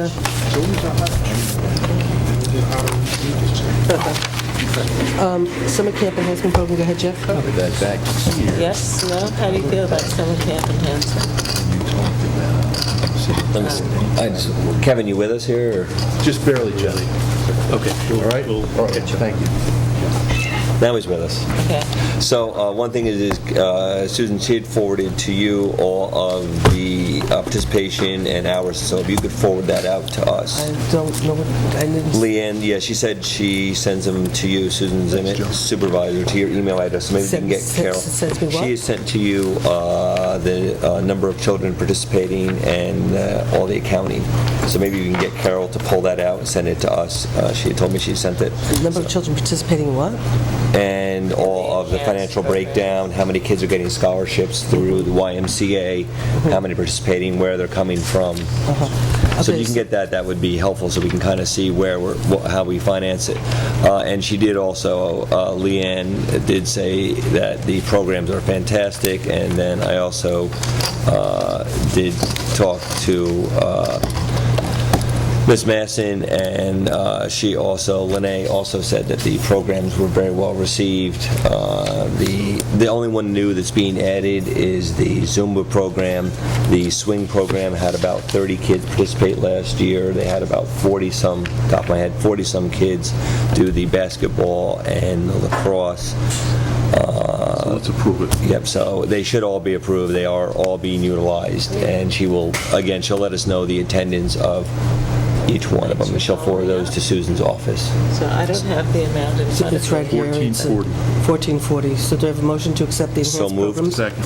All in favor? Aye. Motion so carried. The summer bus contract.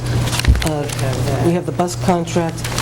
What we need to do is I gave you all the list of the drivers. Right. And the motion that we need to make is to accept the contract and authorize these drivers as individuals allowed to transport the summer camp children to Memorial Pool on behalf of the town of New Paltz.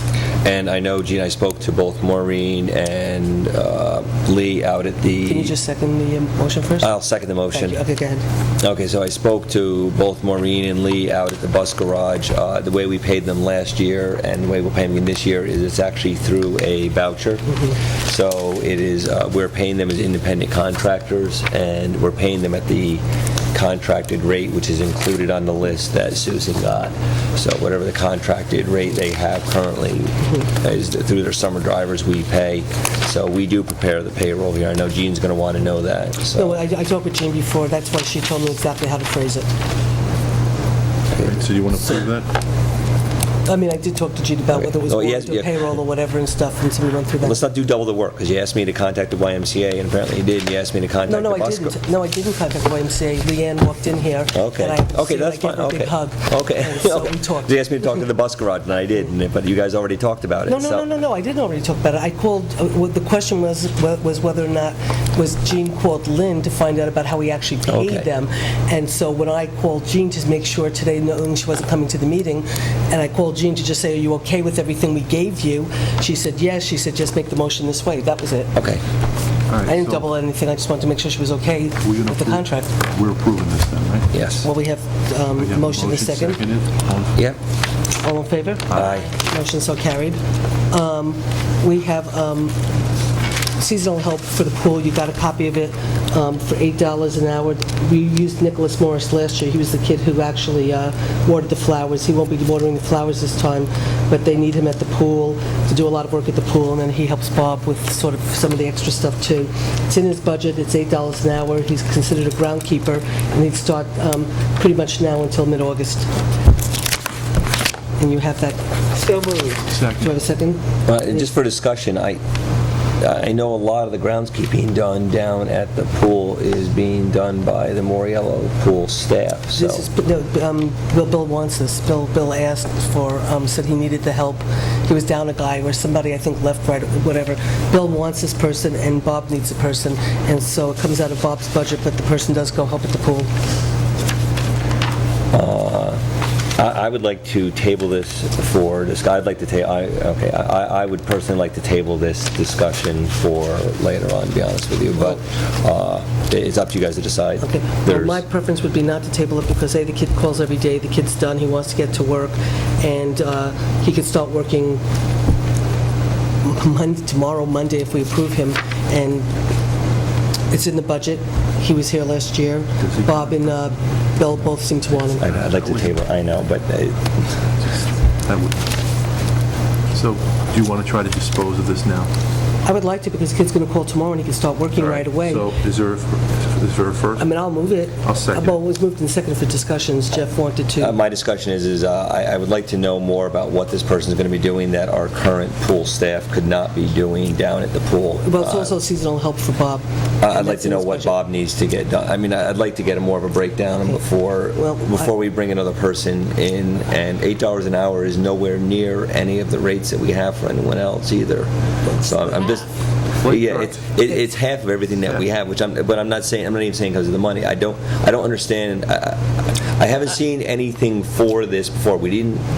I'm going to make a friendly amendment that we authorize this position for the next 4 weeks, at least, and then, we'll get answers to your questions. But I think we need to get this person started. So, is that okay? I'll accept the amendment. I'll accept it. Okay, all in favor? Aye. Aye. Okay, motion so carried. I can have a motion to change the rate for the highway seasonal help per contract. So moved. To $15.61. So moved. Do I have a second? Second. All in favor? Aye. Okay, motion so carried. Do you want to do the surplus for equipment for Laura? Is she here? She left. She left. It was in the.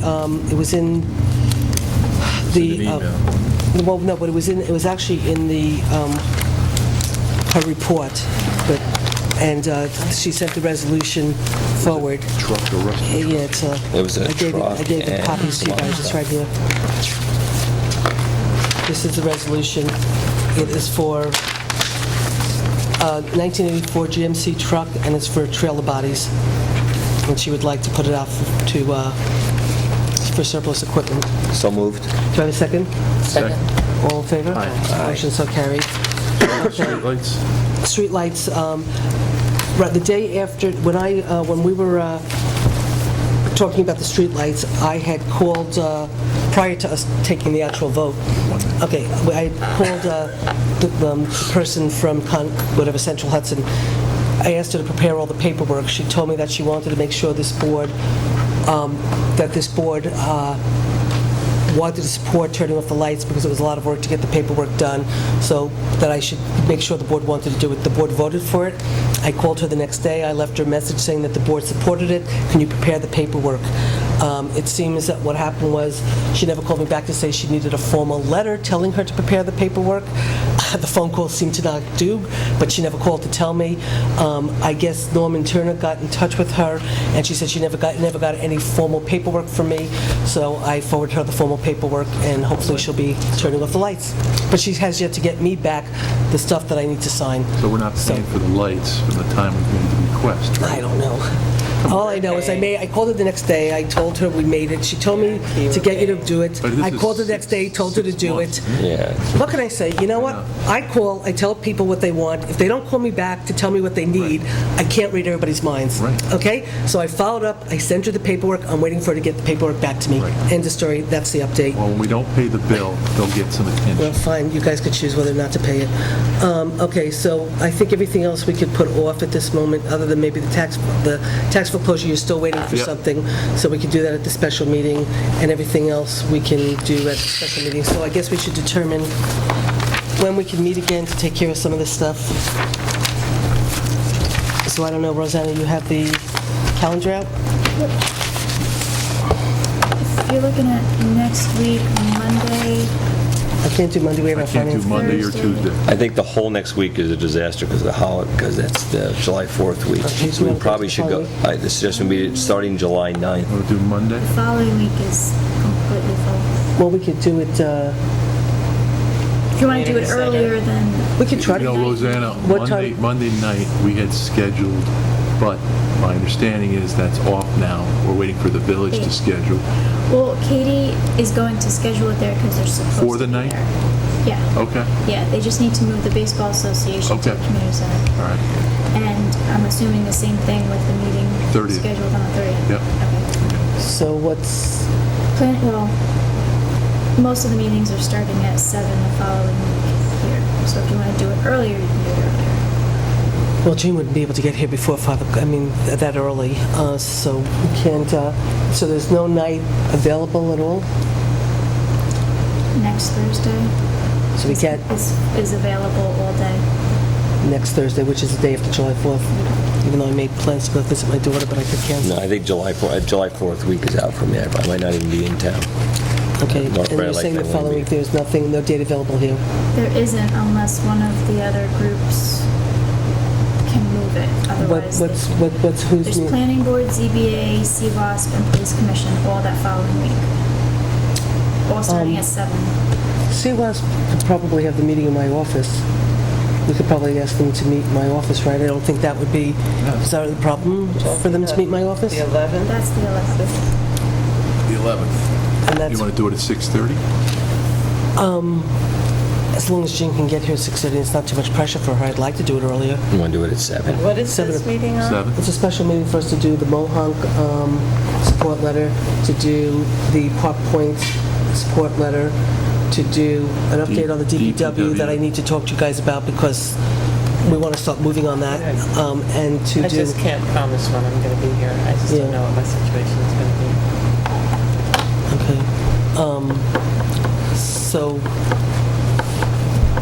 Want to do the 11th at 7? okay, so we'll do July 11th at 7. Hopefully Kitty will be able to be with us, and we'll ask CWASP to just meet in my office. Okay?